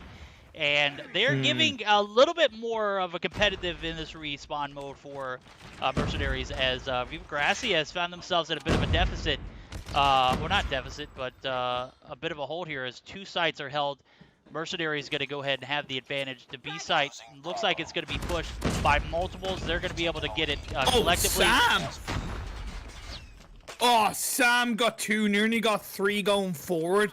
Has been turned around with the B cap being laid out by the boys from Viva Gracia. Now, one strategy I was thinking that they could look to do, and I'm curious to see if any of these teams will look to pull that off, instead of fighting for the B cap, because it's out in the open, it can actually be surprisingly hard to breach. You actually look to take your opponents, in this case, if you're Mercenaries, you look to take your opponent's A cap, right? Because the map is so big, if you're able to make that play, it can be enough of a distraction and much of a pushback that you can then take the B cap, right? It creates that opening. I'm looking to see if that switcheroo will be shown from any of these teams. Yeah, we are going to see Viva Gracia with the advantage back in their favor. I agree. The flip for the home flags is definitely the move. As I say that, Viva Gracia is going to make their way onto the seaside. Goliath's going to be there. Is Maxu AFK? No, he was just strategically planting. He was baiting his opponents. Gave them the cap and is going to take down one. We're going to see some body shooting from Max. I absolutely love it. That means we're in a competitive matchup. Sapola going to be predatored. Max almost got taken out as well. That'll be a little bit of collateral damage. The triple cap is going to be where we see this first half come to a conclusion. It is looking a lot like the domination matchup from earlier where the triple cap came through. Honestly, though, I'm a lot happier with how Mercenaries are playing. I think Mr. Floppy Fish is definitely having a much stronger game across the board. Storm's on 13-10 KD. There's definitely a lot more fight in how Mercenaries are playing this domination game. Could it be because it's a little bit more of a neutral map? You know, it's a little bit more open in terms of how practiced these teams are on this map? Possibly, but it doesn't matter at the end of the day. Every team has an opportunity to win on this map, and Mercenaries are at least showing that they have a bit of a fight in their series in today's game against Viva Gracia. They're going to need to show a little bit more promise here in the second half as they have a 30-point deficit. They got about 40% cap on B. Nonetheless, there's nobody there to actually get the remainder. Mr. Floppy Fish, what are you shooting at, my guy? Okay, there he is. It's Nox. Yeah. Mar going to be pushing out. Mar going to be spotted. Mar going to be able to live to see another day. No, he's not. He's going to be taken down. Max with the nice two-piece. The B cap should come through on the backs of Storm and others. Beautiful. Big cap there for the guys over at Mercenaries early here in this second half. They have a 30-point deficit to cover with a B cap coming through early. Should be able to put them back on course. Now the B push from Viva Gracia is going to come through. It's going to be halted as Nox is going to be held to his staircase, going to have a little bit of smoke to protect him and a trophy to prevent anything from coming through. Nonetheless, Mr. Floppy Fish winning a big gunfight there, preventing Nox from getting on point. Storm rocking the chopper. I'm not gonna lie, I don't agree with the chopper choice in this map just because of how slow it makes you. And I just don't think the wall bang attempt really works on this takeoff map, to be perfectly honest. But I appreciate the attempt being utilized to try and work that gun out in this map for the time being. Tony's and Toads is standing up on his own 2 feet in this game for Viva Gracia, allowing the team to get back into this game, or at least into the second half, right? Because they have the lead for the time being. It is still the strong stranglehold is a double cap now being turned around for this side of Mercenaries. A short-lived double cap as Mar and team actually were able to get on the B side effectively. That's true. And I got to commend Viva Gracia. They're playing this very well. They chose to go with that strat that you were mentioning earlier, that it would be better to push for the home sites, and it worked out in their favor. They didn't have B. Exactly. They had A and they had C, and they had a decent hold on both of those. And ultimately, Mercenaries just haven't had an answer for that. They're not picking up as quickly as Viva is. And it is looking like a 2-1 situation now as we're getting into triple cap territory. I don't see a triple cap coming through for Mercenaries. They had a hard enough time holding 2 flags earlier on. And Mr. Floppy Fish, 12 and 16, just not going to be enough effort. He started the game off very well. Storm did as well, but has been halted. Max a little bit under as he is 18 and 20. Nobody going to go positive here in game number 3. It appears as though until those screenshots come through, I'll unofficially announce it a 2-1 situation in favor of VG. Yeah, Viva Gracia looking very solid. Sam also stepped up to the plate in this one as well. It's very positive KD, and I think those captures will speak for themselves. 150 to 105.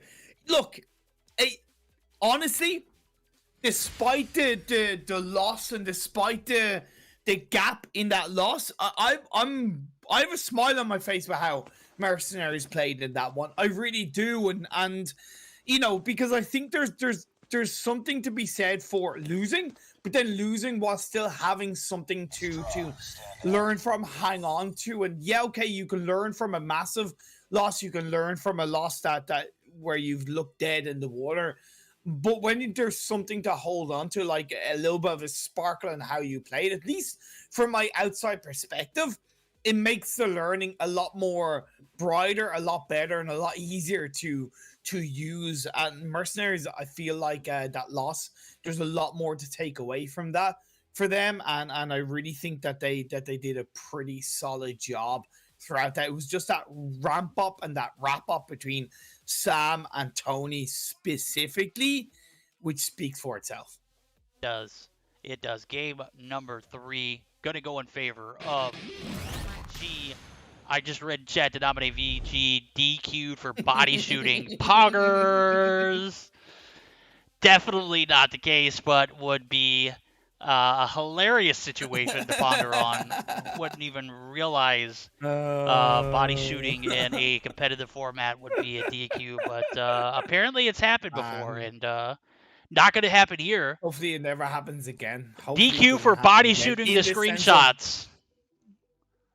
Stop, man. Absolutely crazy. It's just like, yeah. Either way, Vivo Gracia 1 game closer to taking this series. I have no doubt that they'll look to pull that off. We're going into Hardpoint Standoff, a lot more of a familiar map for both of these teams. It's going to be a little bit tricky for Mercenaries.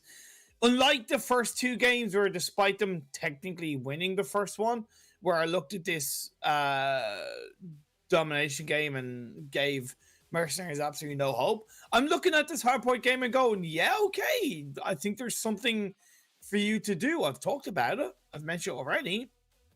I'm gonna throw Mercenaries a bone.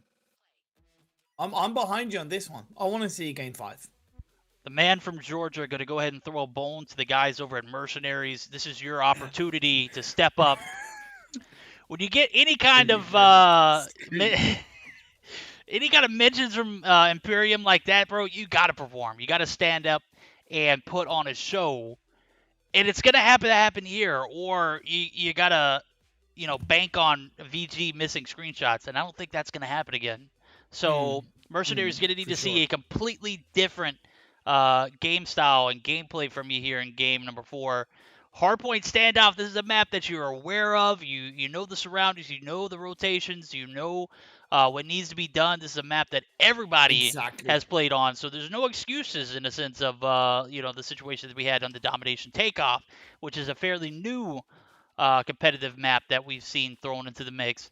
Obviously, we're using master rule sets, and in master rule sets, it is pretty fair game for the map selection and map pool for the game mode. So the games are shorter. Nonetheless, they're just as spicy as we see VG, who are technically 3-0, on the brink of winning game number 4, would be clinching their spot and berth into the Mobile Mayhem 2021 summer season. If you're out there in chat and you're supporting VG, let them know they gotta put on and stand off Hardpoint. If you're Mercenaries, I'm banking on Maxu, what's the word? Pepping the team up, man. You got to give these guys. I'm assuming he's the IGL, as he is a vetted player. You got to pep these guys up. You got to get them in the spirit of winning. Got to see something different here in game number 4. Hardpoint Standoff. You know the map. There's no excuses here. So are there 80 people listening to this dude's spoon-fed opinions? Brownie, I will ban you, bro. I ought to smack you sideways, son. Anyway, Hardpoint Standoff. Let's freaking go, boys and girls. Okay, Mercenaries. You made a good point about Maxu. I think low-key needs to step up to the plate. Probably the most experienced player on his side will need to utilize that to get the better of the Viva Gracia side in this game number 4.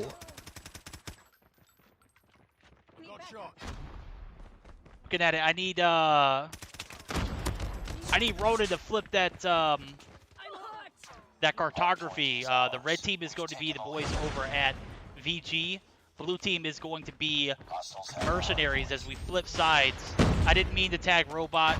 I actually meant to tag Ronan. Easy dubs. I'm sure Robot had a very clever comeback on that one. Let's be fair, Ronan's basically a bot anyway, so it's the same thing, right? Can we change that to Ronan bot? Just so I don't feel as bad. Robot did it. That's crazy. Oh my god, he's useful. Let's get. No, I'm just kidding. Oh man, but 21-16, first hard point going over to boys from Mercenaries. What did I say? What did I say? I know it's only a 6-point lead, but come on, let's go Mercenaries.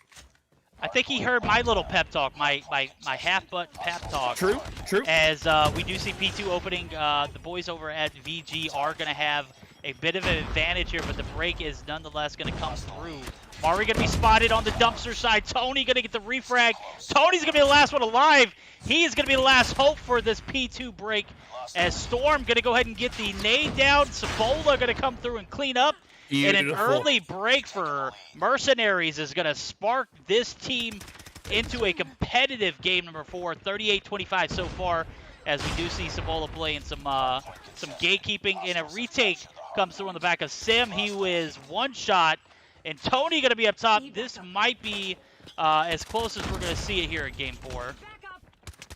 Man, you know, I want to know who gave Mr. Floppy Fish some fish food, because let's be fair, this guy is carrying on what was an individually pretty strong performance in the last game into this hardpoint 1. And yes, okay, it's close, 42-41, but I just gotta shine a light on Mr. Floppy Fish. He's having a pretty solid performance with the shotgun in his hands. He's able to grab one, but when two players go up that window, it is a 1v2 and it didn't go in his favor. That's tough. Now we're going to see a full 5-man push onto this top blue area. We're all tied up, 46-45. It is a bit back and forth. I was expecting an easy retake for the boys over at VG, but they got denied. No, the operators come through. Oh my god, Storm, pop off with your bad self. Storm are going to pick up 2 before he's ultimately traded. And Dara with the Death Machine going to make for great uses. They're going to continue with their lead. Mercenaries playing very differently here in game 4. This is a competitive game at its finest. 9 seconds left on the point. VG are not going to be able to get the retake on blue, as P4 transitions have came through. And this matchup is looking like a completely different Mercenaries team. Am I right? It is. It is. They're aggressive. They're proactive. They're controlling. They're working a lot better as a team at the end of the day. It's not over till the fat lady sings, and I certainly have not started singing Verdict, so let's not get too far ahead of ourselves. Maxu picks up a 2-piece off the board before he gets taken down. The start of his hardpoint has gone into the side of Viva Gracia, so at least an element of control, because this is one of the tougher hardpoints to breach, so I do imagine Viva Gracia will probably get into the lead off the back of this one. Yeah, this is the kind of point where if you get it early enough and get the right setup, it is almost impossible to get a break, and we aren't going to see that break come through for Mercenaries. It's going to be very unfortunate as they're going to be down 20-plus points. This is the kind of momentum that VG need to, you know, take over in P1 as well. We saw that 4v5 transition for Aphelion. This is where they lost. So they lost control of P4. They lost control of the game basically after that. It was a downward spiral for them. They had a 100-plus point, or not a 100-plus point lead, but it was a very competitive game in their favor. They lost control, but a early P1 transition for the guys over at Mercenaries is going to lead to them having the advantage of Mr. Floppy Fish running around the map with the KRM. Oh my god, he gets 2. He's got a Hunter Killer Drone, going to go ahead and peek out and throw that. Knox, oh my god, catches him slipping as he pushes the top of the staircase. He's going to be able to get a sentry gun in place, and that's pretty much going to lead for the retake. Well-placed sentry Honestly, gun. that's, to me, no, in my opinion, that's actually a bad place for a sentry gun, in my opinion, I would argue. It felt a little bit panicky. It's going to work out for the time being, 114-85 in the last 15 seconds of the hard point. So the whole team of Viva Gracia are definitely stepping up to the plate. Moxie, Storm, Goliath working on board. So at least to try and get a bit of a comeback. But it's the tail end of this hard point. I just don't think it's enough. They need to play for this P2. They do, and at the moment, the advantage is going to be in favor of VG. This might be where Mercenaries go down here, as only 20 points are needed for the guys over VG to clutch it up. They are going to go ahead and continue in P2. It doesn't look like a retake is going to come through effectively, as all players are spotting out for Mercenaries. 10 points and counting. Duro gets the great kill as he catches one with the Death Machine pulled out before he can even get to use it. Nonetheless, VG going to take it here. Game 4 going to go in favor of Viva Gracia. They're going to be moving on to the regular season of Mobile Mayhem 2021 Summer Edition. Well played by Mercenaries, just not going to be enough, as Mercenaries going to go down in Game 4. What a close game we had. It was very, very close after P3. P4 was just that turnaround point that VG needed to clutch it up. Yeah, indeed. It was the fact that they took that ball that they grabbed at that hard point control and they created that momentum. It was a great turnaround. Mercenaries, though, like, I know they technically lost all 4 games, but those last 2 games, the domination and the second hard point, really valuable moments of strength on how you play. Mr. Floppy Fish deserves more credit on how he played across the 2 games, despite ending with a negative KD in this second hard point. The better team did deserve it at the end of the day. Viva Gracia will rock into the Mobile Mayhem regular season, ready to prove themselves once again. A little bit similar to what I said in the previous series. Keep grinding, keep proving, keep getting better, and come back stronger, please, because I see something better in you guys. I really do. I completely agree with you. Max's efforts definitely not going to go unnoticed. Definitely carried in every single game. That was, the only reason why they were staying in this. Mr. Floppy Fish's ability to bounce back after having a few bad games. Got to give him a shout out to. Definitely get better. Play with your team. Get those scrims in. I'm looking forward to you guys coming back next season. VG, I'm looking forward to you guys in the regular season. And I'm looking forward to this next series, as we do see Bunker Rock Esports going to be taking on Infinity. Until then, we are going to take a short 3 to 5 minute intermission, as we're going to get these teams in the lobby prepared. We'll be right back. Don't go anywhere.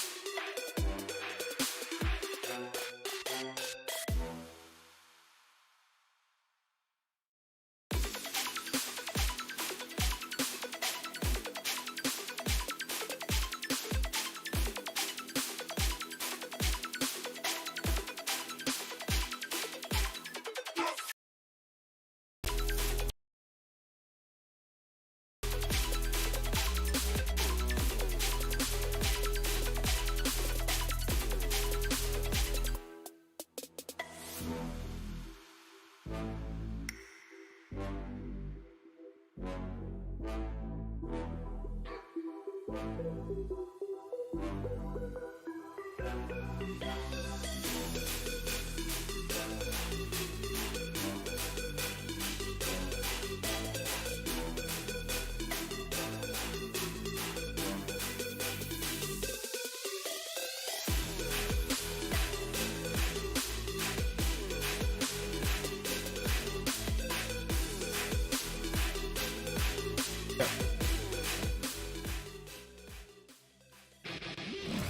we are back live with our last series of the night. Bunker Rock Esports going to be taking on Infinity. Bunker Rock being a challengers team, Infinity making it through the qualifiers.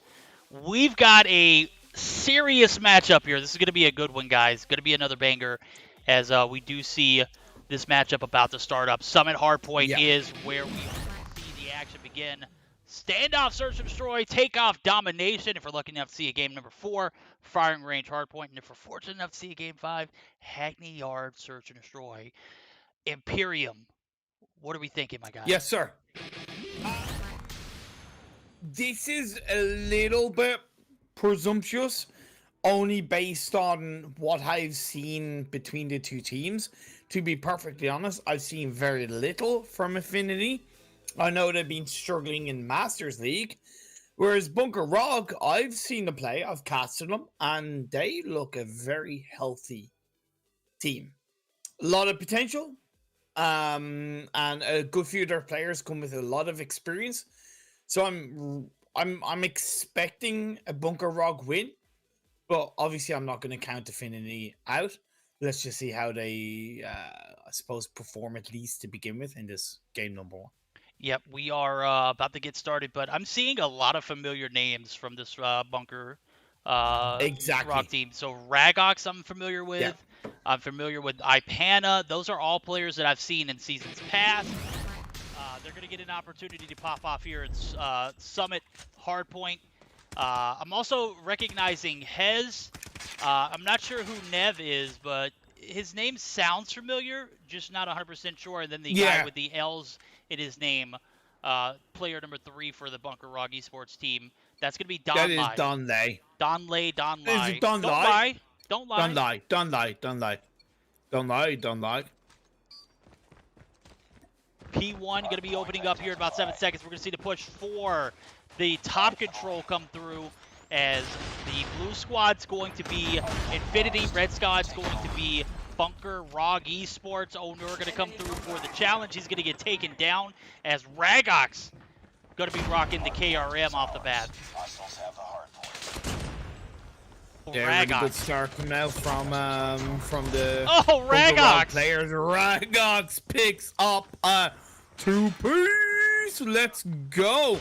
Don Lai also comes in with a couple of kills on board. Lovely play from Ragox. He's been an absolute menace to the side of Infinity to kick things off. Grabs another one. This is only the first hard point, and it's 36-0. Now, I know we've seen this across the board from the series so far today, but my God, our Bunker Rock putting on the show, and we're barely into the game.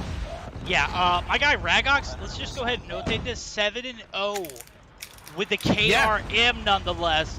57 points, nearly a flawless performance as the guys over at Infinity going to be on the brink of being destroyed here in game number 1. Onur finally was able to take off Ragox as he has racked up 7 kills. He's been a menace to this Infinity roster. Nonetheless, the guys over at Bunker Rock Esports going to have a stout hold on P2 as well, increasing their lead. Onur with a slide peek. Bobby Bouchon and Ace there for support. They're going to get an early retake. Absolutely not. Pana and team are going to be there to go ahead and secure P2.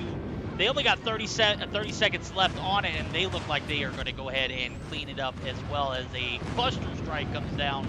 That is, oh my goodness, is this a blowout or what?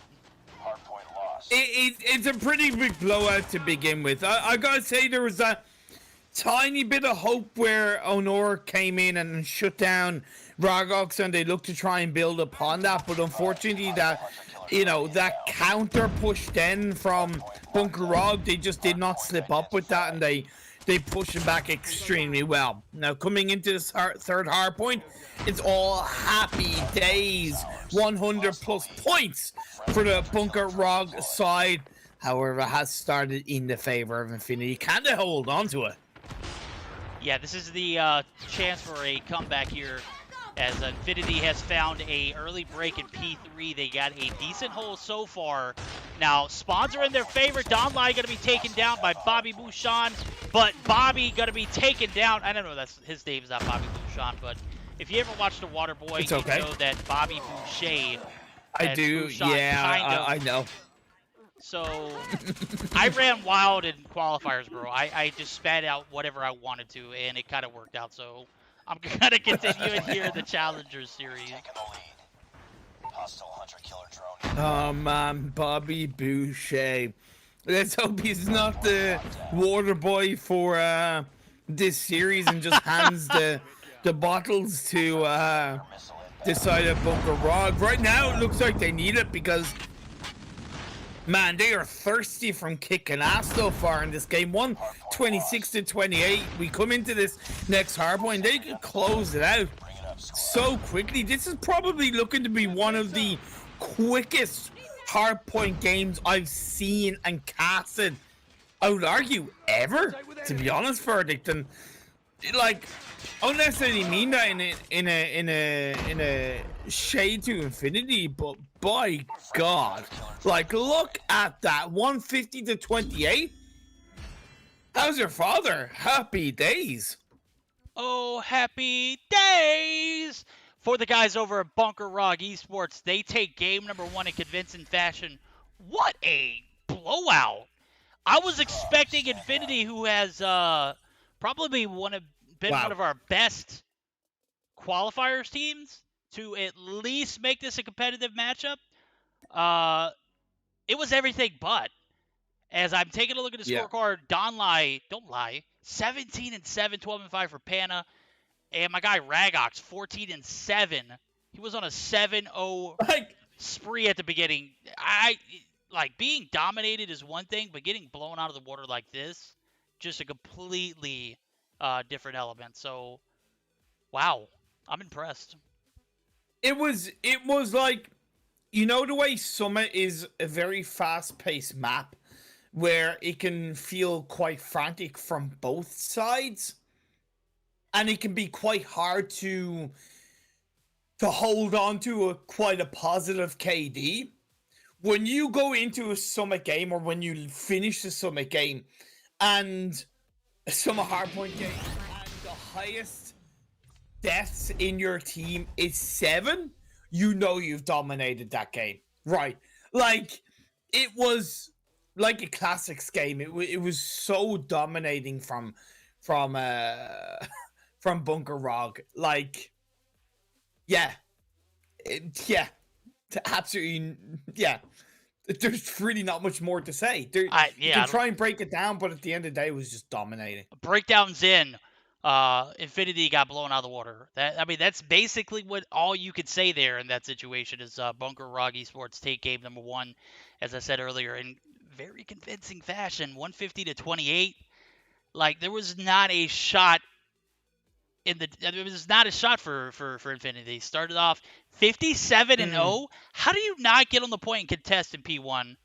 That is just, I'm at a loss of words. Nonetheless, Bunker Rock Esports is going to be up 1-0, pinning screenshots. You would be shooting yourself in the foot if you don't push those through, as we saw VG DQ earlier. But it didn't really make a difference in the match, or that series, nonetheless. They took it and ran with it for 3-1 of that best of 5. I'm expecting some great things from this Bunker Rock Esports team, as I said earlier. Panna, Ragox, Hez, all these guys OP in seasons past. This is a team that is looking pretty promising so far. Yeah, they are. Not the hardest challenge in this one, but still the whole team standing up on their own 2 feet, to be fair. Going into Search and Destroy standoff, a little bit of a easier game, easier map to turn something around. Once again, like, once again, like the last series, I'm looking at this and going, infantry are giving me nothing to go on. Absolutely nothing. Like, absolutely nothing. I gotta And there's acknowledge the no. nominee in chat real quick. Imperium out here making Waterboy references when Happy Gilmore, Billy Madison are superior films. Must be something in the Whoa! tea. Whoa, whoa, whoa, whoa, Looks whoa, like whoa, the whoa, whoa, nominee is whoa, wrong whoa, again, buddy. whoa, whoa, no, no, no, no, It's no. okay. Firstly, Verdict said I could. no, Verdict no, said no, I no, no, could. no, no, no. Okay, verdict. I verdict. made the Firstly, reference. nominee. Firstly, I do think Happy Gilmore. I don't know about Billy Madison, but Happy Gilmore is definitely a superior film compared to Waterboy. But I also appreciate how good Waterboy is. Don't be putting Yeah, to be words in my mouth, young man. Okay? How dare you? How dare you? Anyway. I like Waterboy, and I like her too. I will continue on with the Bobby Boucher chat all night long, bro. I am a huge Waterboy fan. And that's some high quality H2O, if you ask me, as I got it right here in my cup. Uh, Water sucks. It really, really. Just shut your mouth, Dave. Now, I'm not saying that Waterboy was better than either of the two. I did love Waterboy just because I'm a huge football fan. It just kind of made sense. And Also, why aren't we including Big Daddy into the mix if you're gonna bring up Adam Sandler movies? I can do it myself. I can wipe my own butt. That was a hit home film. It was funny, but it also hit home. It was a lot of elements in that one. Waterboy obviously was just a funny movie. I guess I missed Verdict's reference. You always miss references, Denominate. Shocking. So Verdict is to blame. I'll take the blame for that one. Looks like Verdict's wrong again. That's hilarious. Oh my lord. We are just waiting for the screenshots.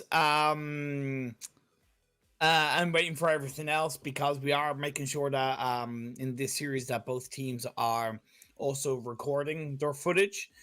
So we're just waiting for that to be confirmed, and we will get into this game number 2. Again, by kind of breaking the mold and talking about something else, again, it's not that we're disrespecting Bunker Rog or Infinity, but it is really hard to talk about something when there's very little to go in terms of it was such a dominating result. It was absolute, like, not masterclass, but it was so violating from Bunker Rog that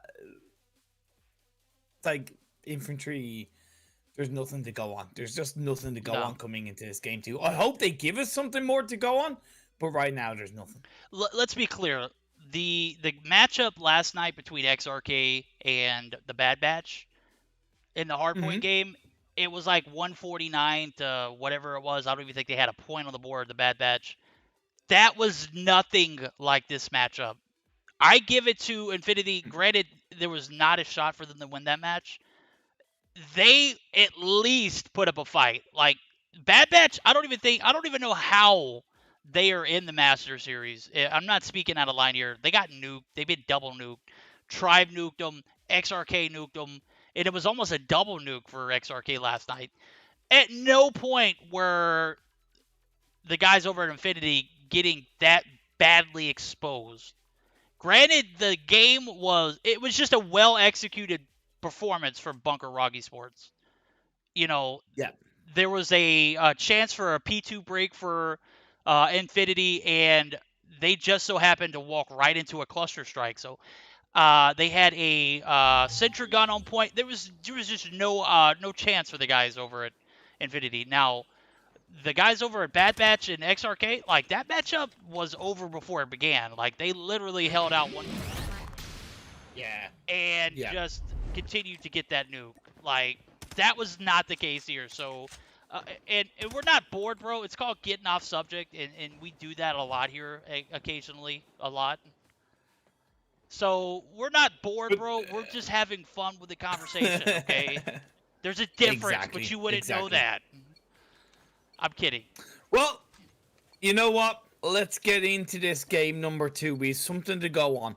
Search and destroy standoff. Infinity, they're going to be on the attacking side to begin with. Looks like they're playing towards a possible kind of B bomb plant, which, again, I've noticed the B bomb plant has become a bit more meta across the last couple of weeks. But for the time being, they're heading towards it, playing a bit passive, trying to seek out a bit of information. They could find Hez, who's stuck around the corner for the time being. He's not over peaking, and that's pretty healthy for the Bunker Rock side. A good defense in a 3-2 split. They are indeed. As I've seen a lot more B pushes that I've ever seen in this particular map that I've ever seen before, because I don't know what it is about the strat for the B push, but it just seems to be a convenient one, and Onur going to be peeking out. Onur going to be bodied here. No! Onur takes down Hez. Hez! What happened there, How bro? dare you? How dare you be so presumptuous across the way? I have a bit of a theory why the B bomb plant has become a little bit more meta, because I think it's less at risk of getting caught out by snipers. If Don Lai picks up a kill onto Ace, it's even things out. Actually, no, it's an advantage over the Bunker Rock side, because the second kill onto Corsu has allowed another kill to come on through. Now it's just Dude and Onur that's left standing for the side of Infinity. Yeah, this is going to be a difficult one. The bomb is down in no man's land. It's going to be right there on the other side of the statue tank. A good defense from Bunker Rock Esports in round number 1. From going to be spotted. One shot. The hit marker feels bad. Panna does get the kill. Ragox can be spotted. What a shot. Oh, Noor in a 1v4 scenario takes down 2. It's a 1v2, but only 3 seconds left. That's going to be round 1 in favor of Bunker Rock Esports.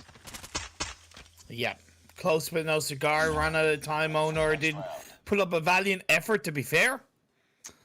Unfortunately, too many of your players went down too early. Couldn't make anything happen. Second round, let's see if they can pull something better out of the bag. I like the idea of what they were going for. I'd like to see them maybe play a little bit more aggressively, or at least insert a level of control across the way. Beautiful pre-nade by Hez. A fantastic pre-nade by Hez. Plus Bouchon, Bobby Boucher. In a sliver of health, but with his teammates do come around the corner, take down Hez. And we're going to see Ragox answer back with a 2-piece. Nev going to be there to clean up as well. Ragox popping off. And now it is a 4v2 again, as Bobby Bouchon and Onur are going to be left to do it all by themselves. The bomb is on the opposite side of the map. As a matter of fact, it actually looks like where the bomb spawns at, or if it would spawn on the defending side, like literally right at the footsteps of the bunker spawn site. This is going to be practically impossible, and now we're going to find ourselves in a similar situation that we saw last round. The 2v4 is possible, but the time is just not going to happen. Panda going to get taken down. 2v1 situation there. They get the better of that trade. Ragox going to rotate top blue. This going to leave 45 seconds for the guys over at Infinity. Oh, no! Oh, my God. You don't separate! I get it, Bobby Bouchon, but that was just a bit of an F.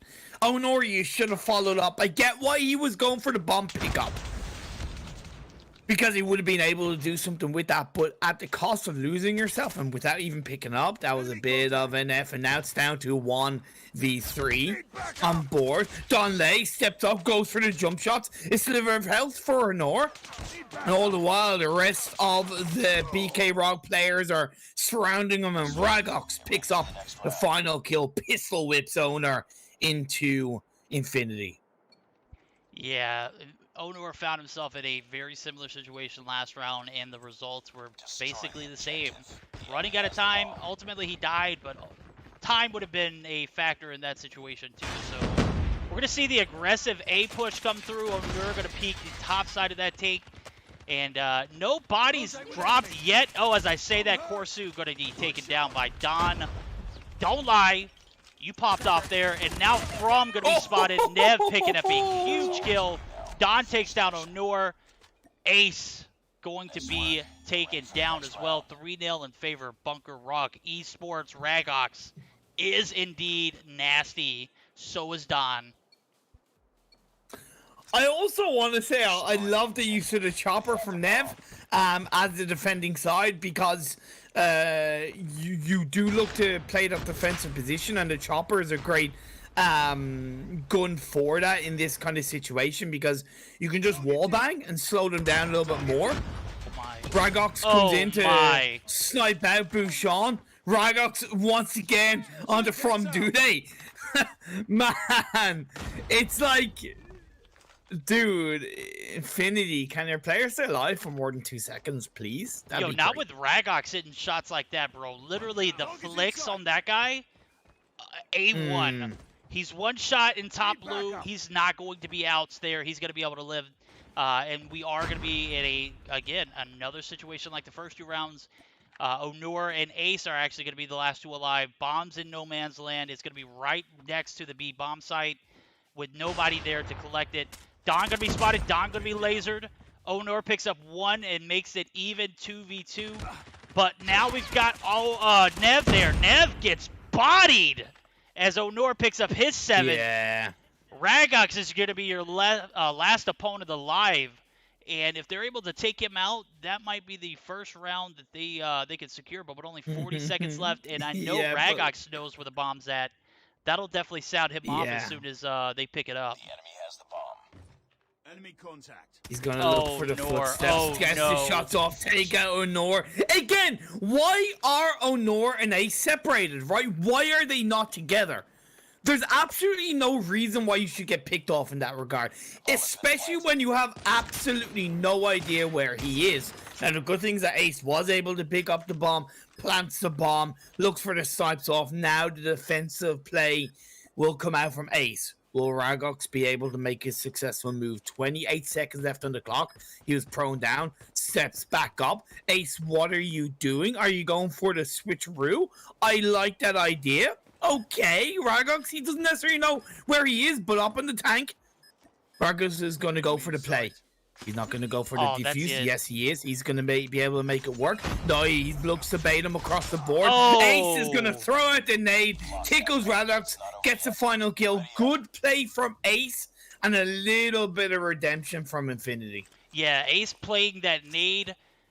I think that's the only way you get him off that head glitch. And he played it well. It was a very, very well-calculated play. He played time perfectly. He allowed himself to get set up on the opposite side of the A site.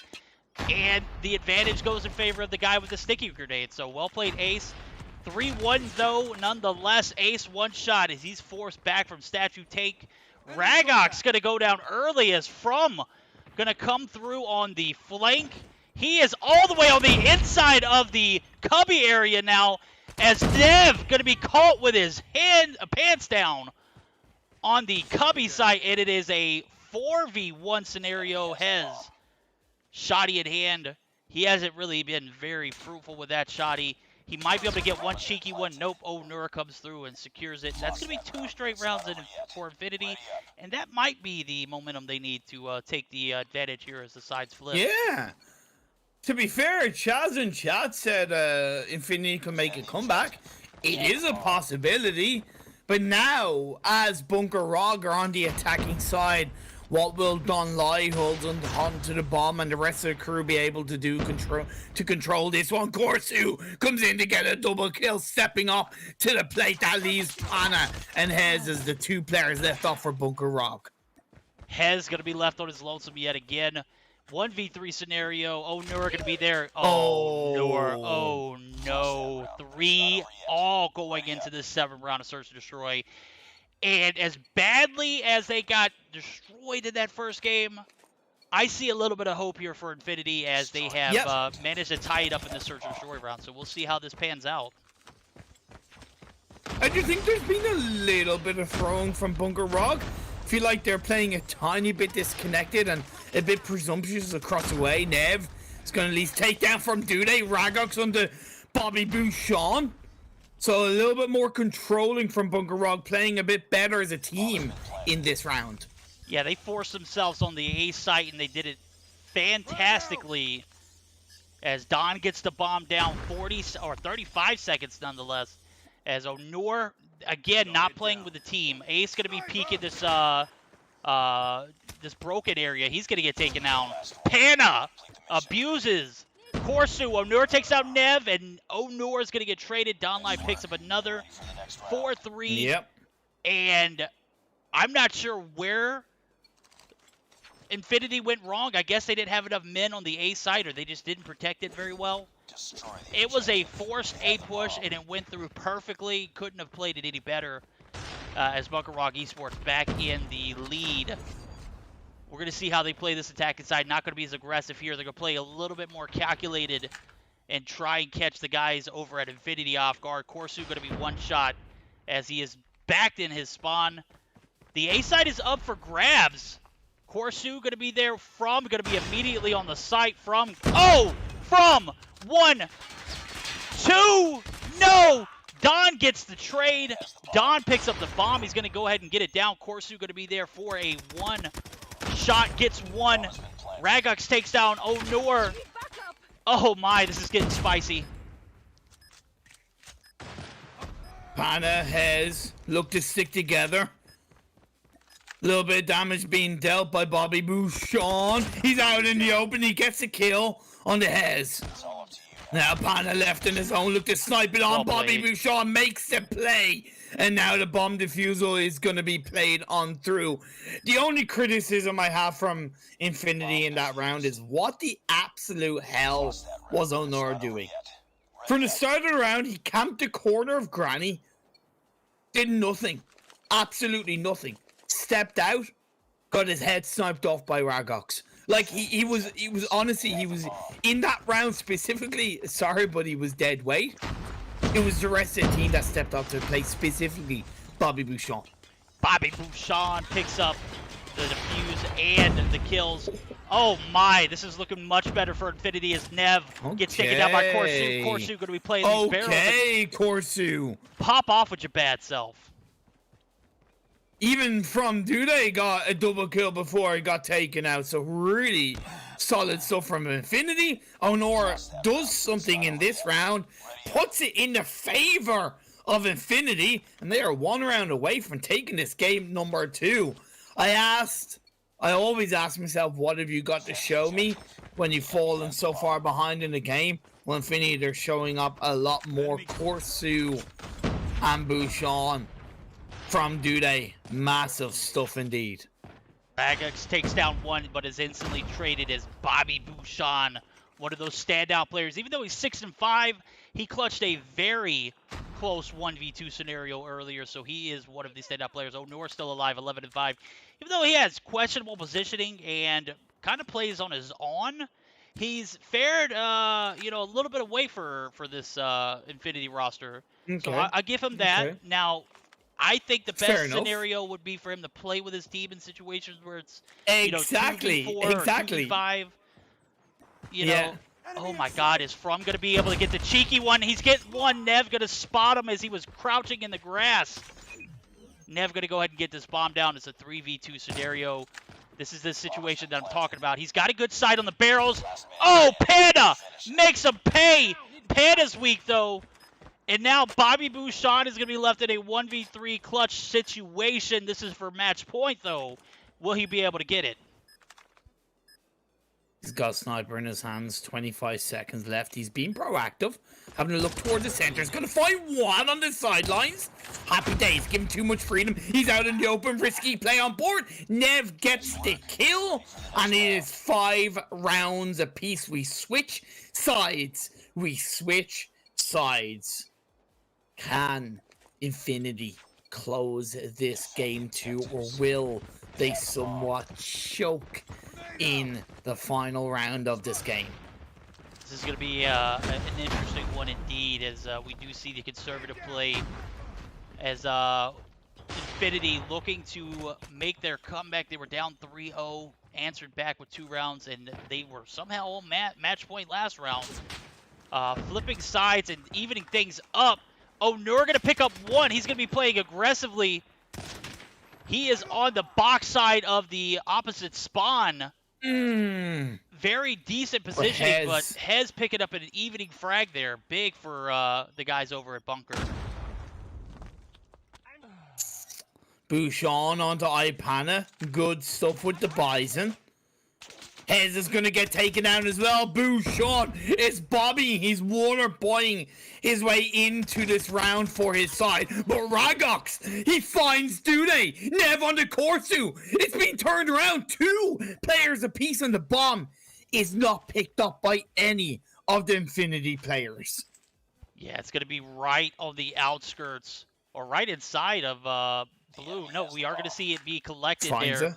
Bobby picks it up. Go ahead, rotate back to A where O'Neill has cleared off.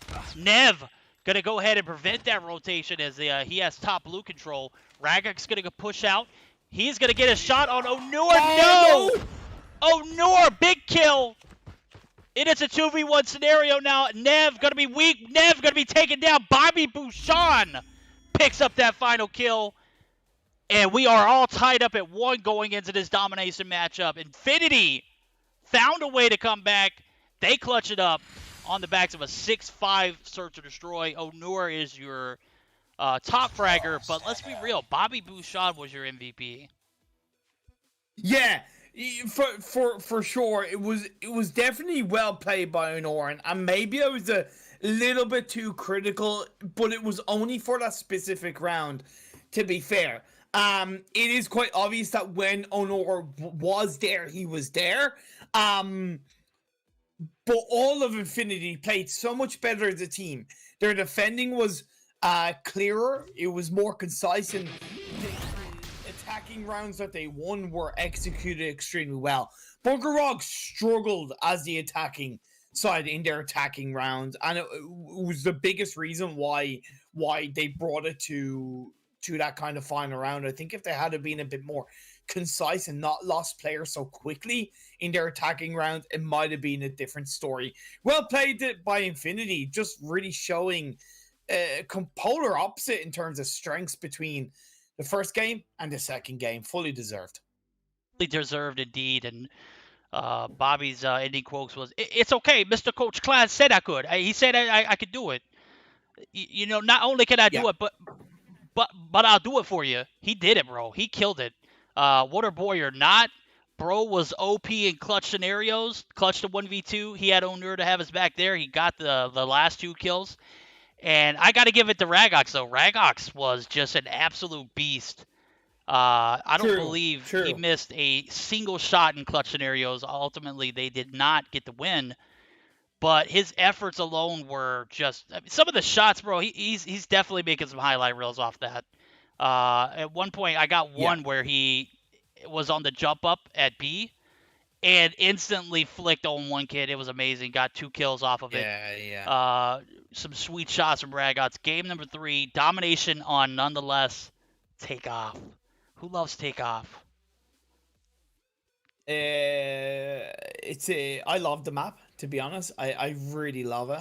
And I'm excited to see it be played in domination. Because I think it poses a lot of opportunities to show a different kind of team strength. I'm worried about Infinity a little bit still. I agree. The fact that they played a lot more as a team in Search and Destroy is great, but following that up on objective-based game, which is clearly a little bit more fast-paced, I fear they might run out of steam. But also, Bunker Rog didn't exactly play spectacularly in that previous game, but they did win the first hard point. So up in the air. I just love the fact that I'm based on how Infinity played in that last game, not only winning it, but even just how they played. I'm able to give Infinity a lot more hope coming into this game 3, and that they do have what it takes to come out on top in this one. Yeah, they're definitely got to play together as a team in this map alone. It's huge. You could get lost in it if you don't play together. The B side's going to be out in the wide open, so it's going to be practically impossible to do a solo cap. Even 2-man cap could be a bit challenging, as soon as the opposite team spawns, they're literally going to be within a few feet away from taking shots onto that side. So we'll see how their strategy pans out here in game number 3, domination takeoff. big map. A lot of pressure on both of these teams to perform to their best, because ultimately the winner of this series is going to be moving on to the regular season, which will start Thursday. If you're not aware, we will be starting it off then.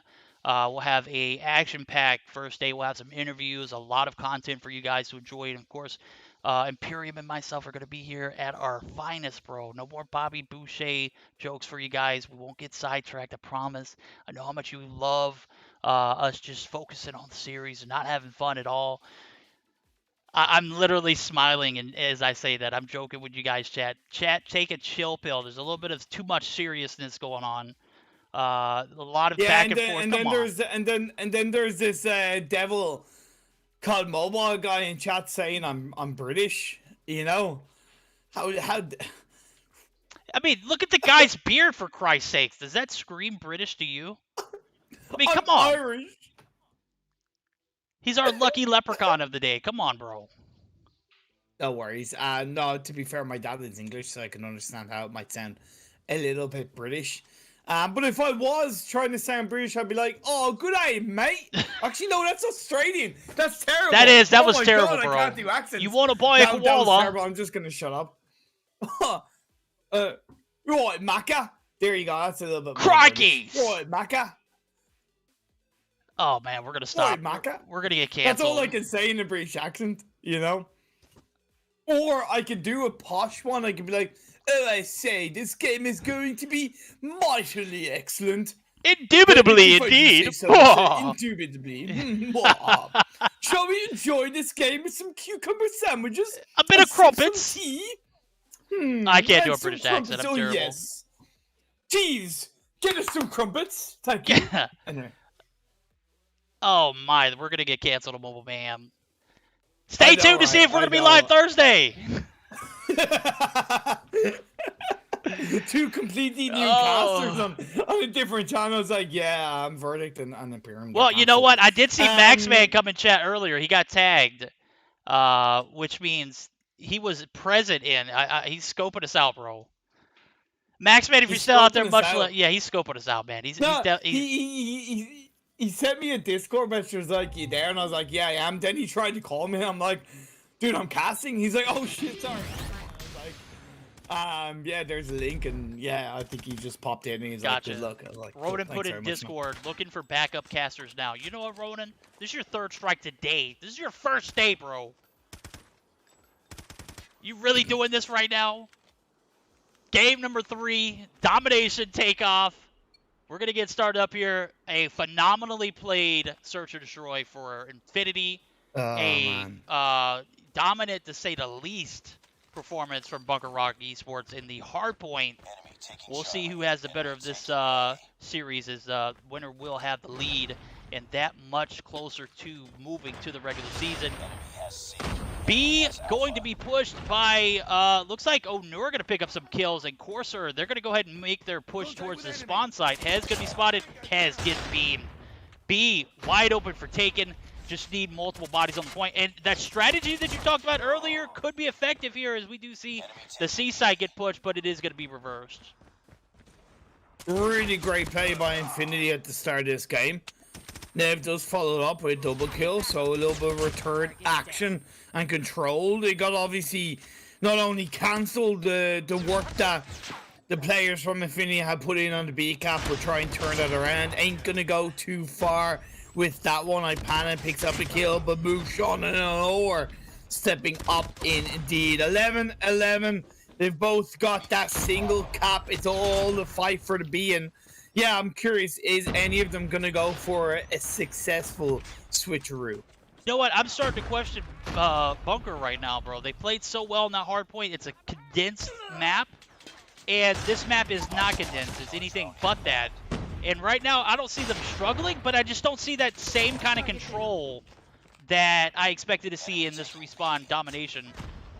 They are going to indeed move towards the B site and get partial cap. Just need one body on it. Reghux, you can be the guy. You can be the lone warrior, but Corsu and Ace going to push for the retake, and that is not going to come through. Corsu is there for the contest, but Bravo is eventually capped. Now, the favor for the time being is in Bunker Rog Esports court.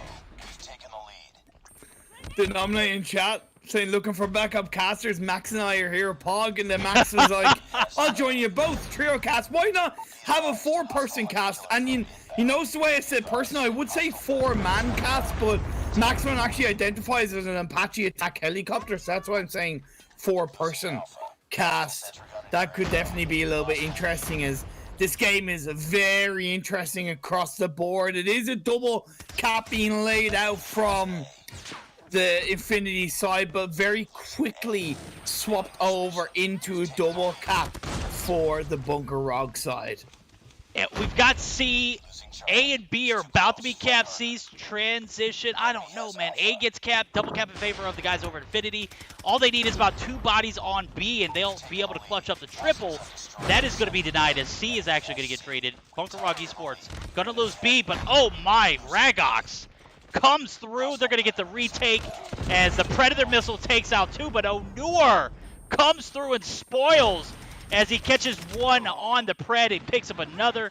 B-cap is going to come through, though. Oh my god, Don Lai! No! Don Lai! Oh my god, Don Lai! You got so many kills before you got shot down. One of the best uses of the Death Machine I've seen in all of these series tonight. It was absolutely phenomenal play. In between that, Onur, yes, you're dead right. He was indeed pulling all the punches, but at the end of the day, it's allowed his side to pull off a cluster strike by that B-cap and maybe allow a little bit more control across. Sorry, it wasn't actually, my apologies, it wasn't a cluster strike on the side of Infinity. It was a Bunker Rog cluster strike that came through.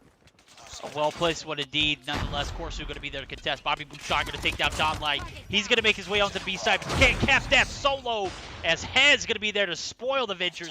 And the sides are going to flip now, as C is going to be capped by Infinity. One more. Oh, no, it's not. What happened? Bouchard steps off. Round end, 75-68. We're in a nail-biter. And yes, denominate 3-person plus attack helicopter. That Apache helicopter is only a 2-seater though, so I don't know how comfortable we'll be 3-man stacking inside of that. But you have 2 on the gunners, helicopter things, rotors. Yep. Yeah, there we go. 75-68. It's very close in this third game of the series. It is a best of 5. This is the last series of the evening, folks, so let's make it an exciting one. Don Lay having all the L's, looking to turn those L's into W's, I tell you that much, for his side before he gets shut down from Dude. Come in with the help of Bouchard to help seal the deal. Nice stuff from Infinity. Infinity trying to prevent the B-cap. They're not going to be able to get that cap themselves, as the sentry gun actually was destroyed. Okay, so there was a perfectly placed sentry gun in the corner of that B site. There's going to be another one. Ace going to be trying to prevent the cap. He's going to get 2. Nev going to be taken down. Ace gets a 3-piece. No fries needed. A half cap by himself. Corsu and team are going to try and make their way over there, but another cluster strike comes through for Bunker Rog Esports. They're going to be able to secure A and B for the time being on the backs of that. But half progress is going to be denied. Oh my, what a back and forth game. Man, like looking at the stats, like Don Lai 22-14, Ragox 18-10, even Pana, although it's a negative KD 11-16, I'm watching you, my friend. And then on the other side, Onur 20-11, and Corsu 12-14. You know, really solid stuff from Infinity. It's just a shame that maybe, you know, as a team, they're not really showing it as much, and that's allowing Bunker Rog to stay in the lead, to hold on to that double cap. Yeah, they're definitely going to do it. I'm reading chat. Is the Death Machine the meta? Well, when you got the Annihilator and Sparrow being banned from the series, it is definitely the meta as far as operators go. So the sentry gun, obviously the War Machine is not, I don't know if it's viable anymore. What's going on with the War Machine? No one uses it anymore. The Death Machine and a few gravity spikes here and there, and then the Equalizer, or what we normally see in these series as the teams get to ban an Annihilator. B going to be half progress, is going to be capped, and now we're in triple cap territory though. They need to get A as well and secure. With a map this size, there's no way a triple cap comes through and stays, right? Whoa. Okay, I'm glad you ended that with and stays, to be fair, because I was like, it is possible. It's going to be easier said than done. The and stays part is definitely the $64,000 question, right? Can they hold on to the triple cap? They're trying to tickle a way through. They're going for the push. Ace, Corsu, pushing in, along with the help of from Dude on the other side. Unfortunately, he gets taken out. I really respect the push coming out from Infinity. They know what they need to do, and they're doing the best to pull it off. But Bunker very well aware of the scenario. All they need is 1 point, and that's A. Nev gonna be there to spoil the double. He gets 3. He kills. Yes, that's it. Bunker Rock Esports, well played. Yep. That situational awareness to know that you only needed 1 flag to win. Don't push out. Don't be greedy. Don't try to play over too aggressive or over aggressively. And they secure game number 3. They're going to be up 2-1 as Don Lai is your MVP of the Bunker Rock Esports team. He pops off 27 and 20, 23-16 for Ragox. And on the opposite sides of things, Onur going to need a little bit of help there. 27 and 15. What a game number 3. Yeah, really fantastic stuff from Don Lai. Like, man, massive step up to the plate. But again, you can see that there was definitely a little bit more teamwork from Bunker Rog when it comes to stats, at least. Ragox also in a strong note. 17 and 20 may have been a negative KD, but those 17 kills with the 4 captures, and Hez 19 and 20 with 8 captures, just integral teamwork, supporting each other, giving freedom for Donley to step on his own. It just wasn't quite the same for Infinity, but once again, you know, they did show a lot of strength that I'm happy to carry through into the next game, to game 4, and I could see it go to a game 5. I could indeed, as we do see Bunker Rock Esports with the lead. They're going to have to continue on a hardpoint firing range. This map, not as condensed as Summit, but it is one of those maps that if it gets out of hand, it's practically impossible to come back on. So P1 going to be an open, P2 and P3 going to be your money spots as Armory and Trailer. If you have control of those, they're almost impossible to get a break on. So yeah, Infinity going to have to play their lights out here as they're down 2-1. Bunker Rock Esports on match point. There are a lot of variables there. Onur, I know he's ready to pop up, but I'm going to need to see a little bit more effort from and Bobby. Bobby Bouchon did not have the performance he had in the Search and Destroy. We'll see if he has a standout game here in game number 4. Hardpoint firing range. I believe he's going to be the deciding factor. And I don't mean to put a lot of pressure on you, my guy, but in reality, you got a Slayer in Onur. You got to step up to the plate and pick up the slack. Yeah, for sure. Quick shout out on a side note to Sylvia, who's in chat, the big boss lady, the Empress herself, the queen, the lady, the myth, the legend. Yeah, the lady, the myth, the legend, the all seeing, all watching goddess of whatever else you want to call her. She's the COD Mobile mogul. Yeah. Shout out to you for being in chat. Much love to you. So let's see if we can show her a little bit of excitement in this game number 4. It's gonna be hardpoint firing range. So a lot more of a familiar map for both sides. When you're looking at the hardpoints, definitely has to be hardpoint 2 that is held onto for the most part from one of these teams. If you're able to grab hold and lock in P2, you're setting yourself up for victory. Again, you're not going to win just off that one, but it's the momentum based off that, the cushion you can lead in to P3, P4, I think is going to be invaluable for one of these teams. Don't worry about P1. Okay, you don't want to fall massively behind in P1, but don't worry about losing by 10 or 20 points in P1. Set yourself up for that P2 and go on.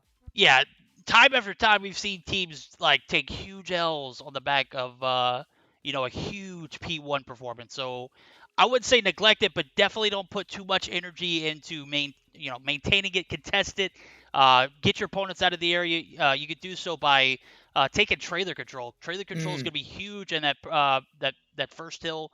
In my opinion, and setting up for P2 is where the money's going to be at, because if you got a stronghold on P2, chances are you're going to be right there to knock on Trailer's door. So we're going to get started up with this matchup shortly. I'm trying to read Discord and everything and try and multitask. I should just focus on it. No worries. No worries. It's going to be a stellar one, though. So I'm excited about this matchup. Got to give a shout out to Cyber, who came through in chat. Oh my God, we got a celebrity guy. Cyber, how are you doing today, my guy? Apparently, he's working on a lot of stuff at the moment, so thank you for taking a little bit of time out of all your work and popping into chat. So, it's like this broadcast has become the VIP broadcast. Oh, as we say that, Zim came in, so everything is ruined. So, oh my God, it's Zim. Look, Zim came through. He's like, oh my God, it's Zim. Woo! You see this guy? Oh my God! Look at Zim. Can you just take the mod off him and ban him? It's that was just priceless, though. That was perfect timing. I gotta give Zim, huge fan, bro. Much love to him. If you didn't catch Denominate and his stream last night on The Spawn, which is also a Mobile Mayhem sponsored stream that is hosted on Denominate's channel every Monday night after the Master Series, it is basically a competitive recap. Or a recap of the competitive scene. Last night they did a focus on the NA scene. I didn't get a chance to watch all of it, bro, but I've got the VOD pulled up and ready to watch it as soon as this stream ends, because I felt like I missed out on a lot that you guys covered. And if you're out there and you're interested in following, make sure you give Denominate a follow. Go check it out. It was phenomenal. It's a change of pace that it was much needed for the scene, and I am super excited about the future of Denominate's streaming career, as well as that series in particular. So gonna be a fun-packed talk show that I'm looking forward to being on. Imperium, if you've got time, I know it's going to be super late at night. Look, it's like 5 a.m. in the morning. I can't ask Imperium. I'm so selfish. I haven't been asked to be on, so I'm just putting it out there. I'm not angry. I'm just disappointed. You know what? The graphics, everything's great. Look, to be fair, it was like 10 p.m. or 11 p.m. Eastern time when they started, which would be 8 hours from now. Bro, I have no sleep Imperium schedule. doesn't sleep, guys. It's confirmed. I have no sleep schedule. It's not like you need to ask my mom for permission to stay up that late. I'm not whipped like you, okay? All right, so we're waiting on a few things to come through. Oh man. Oh, he also will be doing some days of the Mobile Mayhem North America this season. Actually, as a matter of fact, later this afternoon or tonight for you guys in the European side, it is going to be the Challenger Series be hosted on his channel tonight too. So go ahead and drop him a follow. Check out the Challenger Series on his page today, as well as I believe a few days next week. He'll give you some more details on that, as I don't want to provide false information. I want to be as accurate as possible. I just know that Day is OP. If you're not following him, go ahead and give him a follow.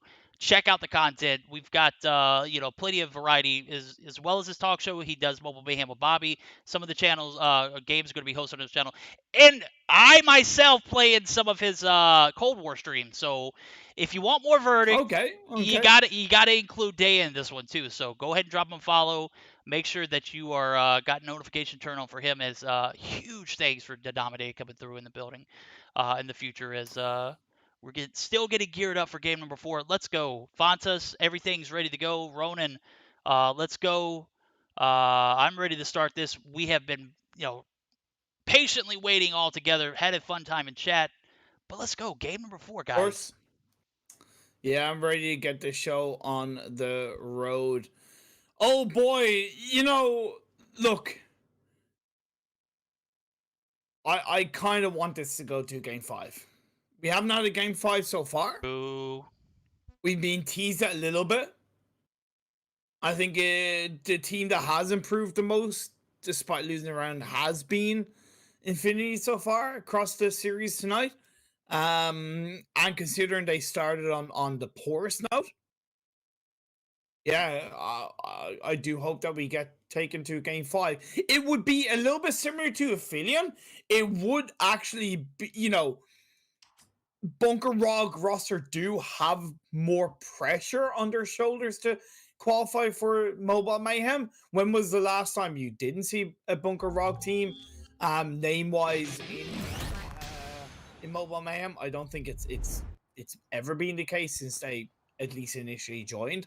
And although the rosters have changed, and name has still stayed strong in the COD Mobile EU community.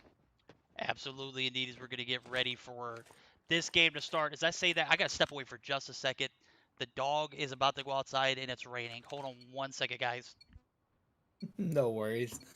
We're about to get into this game. Hard point firing range. I said that it's not about really focusing too much on the first. Hard point is relatively out in the open. If you can grab 20 to 30 points off that, even if you're behind, happy days. We'll have to wait and see who's to set themselves up for Dude up on the top comes out. Don Lido at least is going to step up to the plate once again. First 3 points go over in the favor of the Infinity side, but this first hard point yet to be claimed by anybody for the time being. Alright, Rog has gonna be able to at least play through. They do kick things off Bunker Rog in this first hard point. Ned picks up 2, looking for a third. Happy days from the boy in blue. They're going to have a 20-3 advantage and counting, as P1 has been very fruitful to Bunker Rog Esports. They're going to be able to take away with this lead. No, Brom going to be spotted as he gets the contest. P2 setups have already came through, as I do see 2 players already in the bunker or the armory area. Onor and team going to try and get this break to come through here in P2. 30-12 advantage for Bunker Rog Esports. Ragox and Don going to be there to spoil Onor's break, and it is P2 time. Bunker Rog Esports going to continue on with their lead. I said P2 is a tough one that you need to hold on to. It's the one that will be I think the biggest reason why you win or lose this game.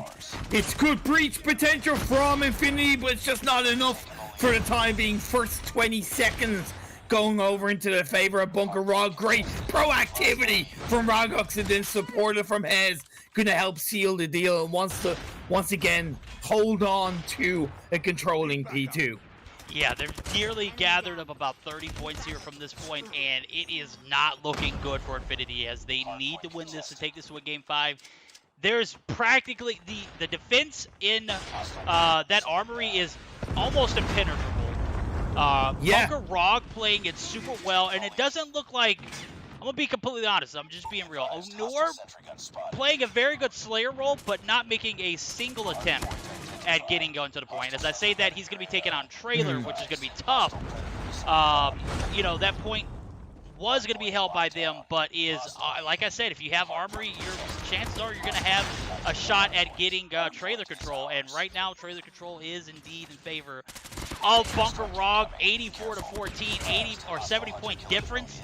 This game 4 looking a lot like Bunker Rog might take the series in 4 here.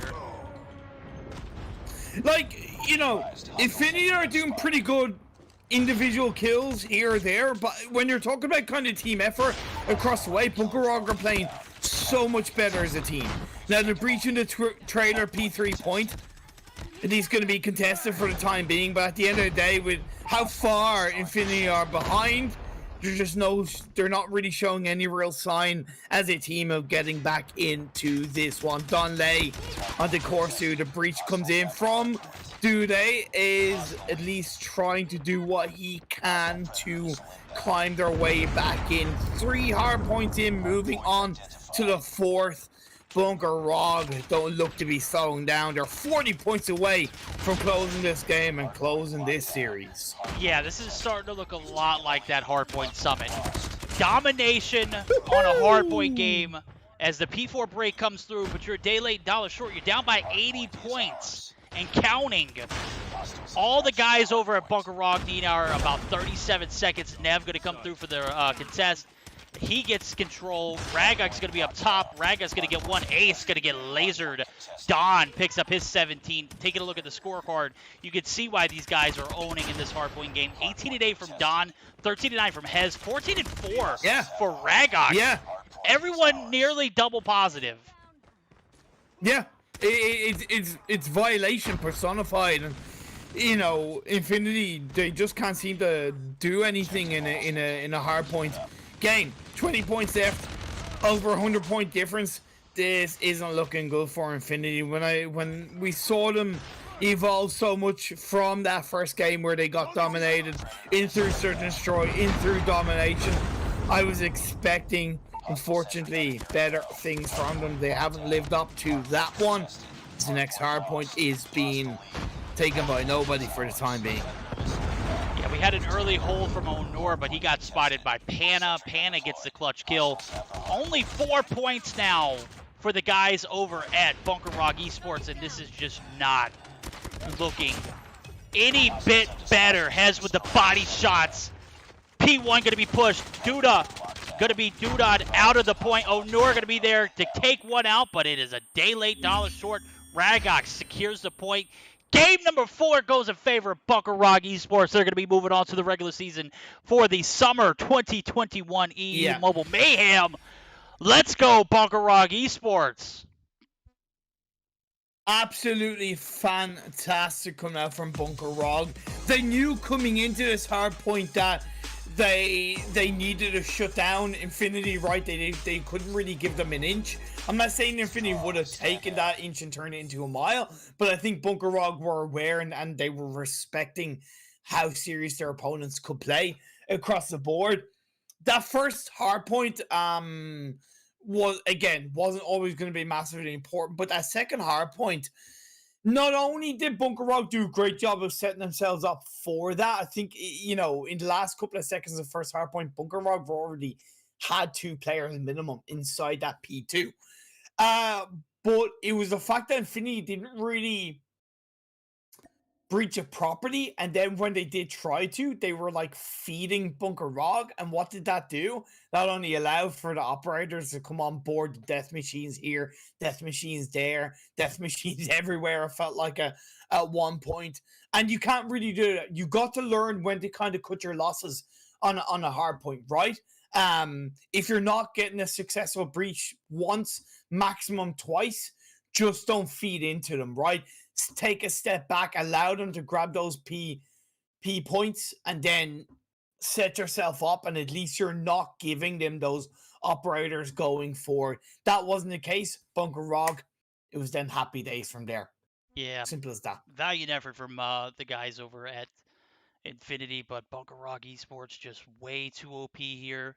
They take both hard points. They take the domination. They dropped the Search and Destroy, but it was super close. I am super excited about seeing them in the regular season starting Thursday. That is going to be on my channel. Imperium hopefully will be here to join me. I will. He better be. I am banking on it. I need him to carry me through each and every broadcast.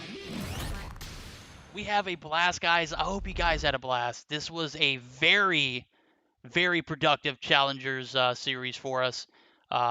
We did see almost all 3 of the Challenger teams actually move forward, with the exception of the 4th, which was Hypnotized, who disbanded. So it wouldn't even, you know, wouldn't even been a choice to see that matchup. As we take a look at results. What a day this has been. 3-1 in favor of Aphelion, taking out Magna Esports, Viva Gracia 3-1s, Mercenaries, Bunker Rog Esports prevail 3-1. They're going to be moving on to the regular season, as well as Fusions, who got a bye due to the fact they had a matchup with Hypnotize. They've disbanded. It's not, not even a opportunity for them to play, but nonetheless, going to be some sweaty Summer 21 season, in my opinion. What's the word? Man, like, no real surprises in today's games. At the end of the day, these were, the challenger games. So now it's up to all three teams, all four teams, should I say, totally, who made it through, to step up to the plate and prove their worth, right? The real work begins. There's a lot of games to be played. Don't worry about falling short to begin with. Once you take your losses and you evolve on them, there's going to be a lot of learning coming on through. I think the most important part, and I can't stress this enough, guys, as rosters, please look to try and stick together as much as you can. The worst thing you can do is like just change rosters all the time and drop out here, drop out there, because you're starting from square one all over again. Synergy, teamwork, it is one of the biggest strengths in COD Mobile competitive. When a team has synergy, they may not have the best of days, but as a team, they can still shine. They can still come out on top because they're carrying each other, right? If you're not synergized, you're just maybe leaving the work to be done by one or two players individually, which is going to show cracks in your team throughout a period of time, and you're just putting a lot of stress in that regard. Grow, evolve, and I can't wait to cast you throughout the next weeks of Mobile Mayhem. It's going to be very, very exciting. Words of wisdom from none other, the man, the myth, the legend, the Imperium, world's best caster in AEU world. Doesn't matter, my guy. Bro is World's an worst absolute caster. beast. Get out of here, bro. I'm the world's worst caster. I crutch. You're my crutch, bro. I can't do it without you. I mean, we carry on even regardless of the situation. I have enjoyed today's stream. If you've enjoyed today's stream, don't forget to hit that follow button. We're going to be streaming live on Trovo and on YouTube. So if you want to catch us on either or, Trovo is the main where we keep up with chat and everything. I got YouTube in the background, just not as much activity. Would love to get that YouTube, popping off a little bit. Maybe we'll drop some content later on. Nonetheless, we're going to get ready for a raid. We will see you guys back Thursday where we're going to have an eventful stream, Imperium and myself. Until then, guys, take care.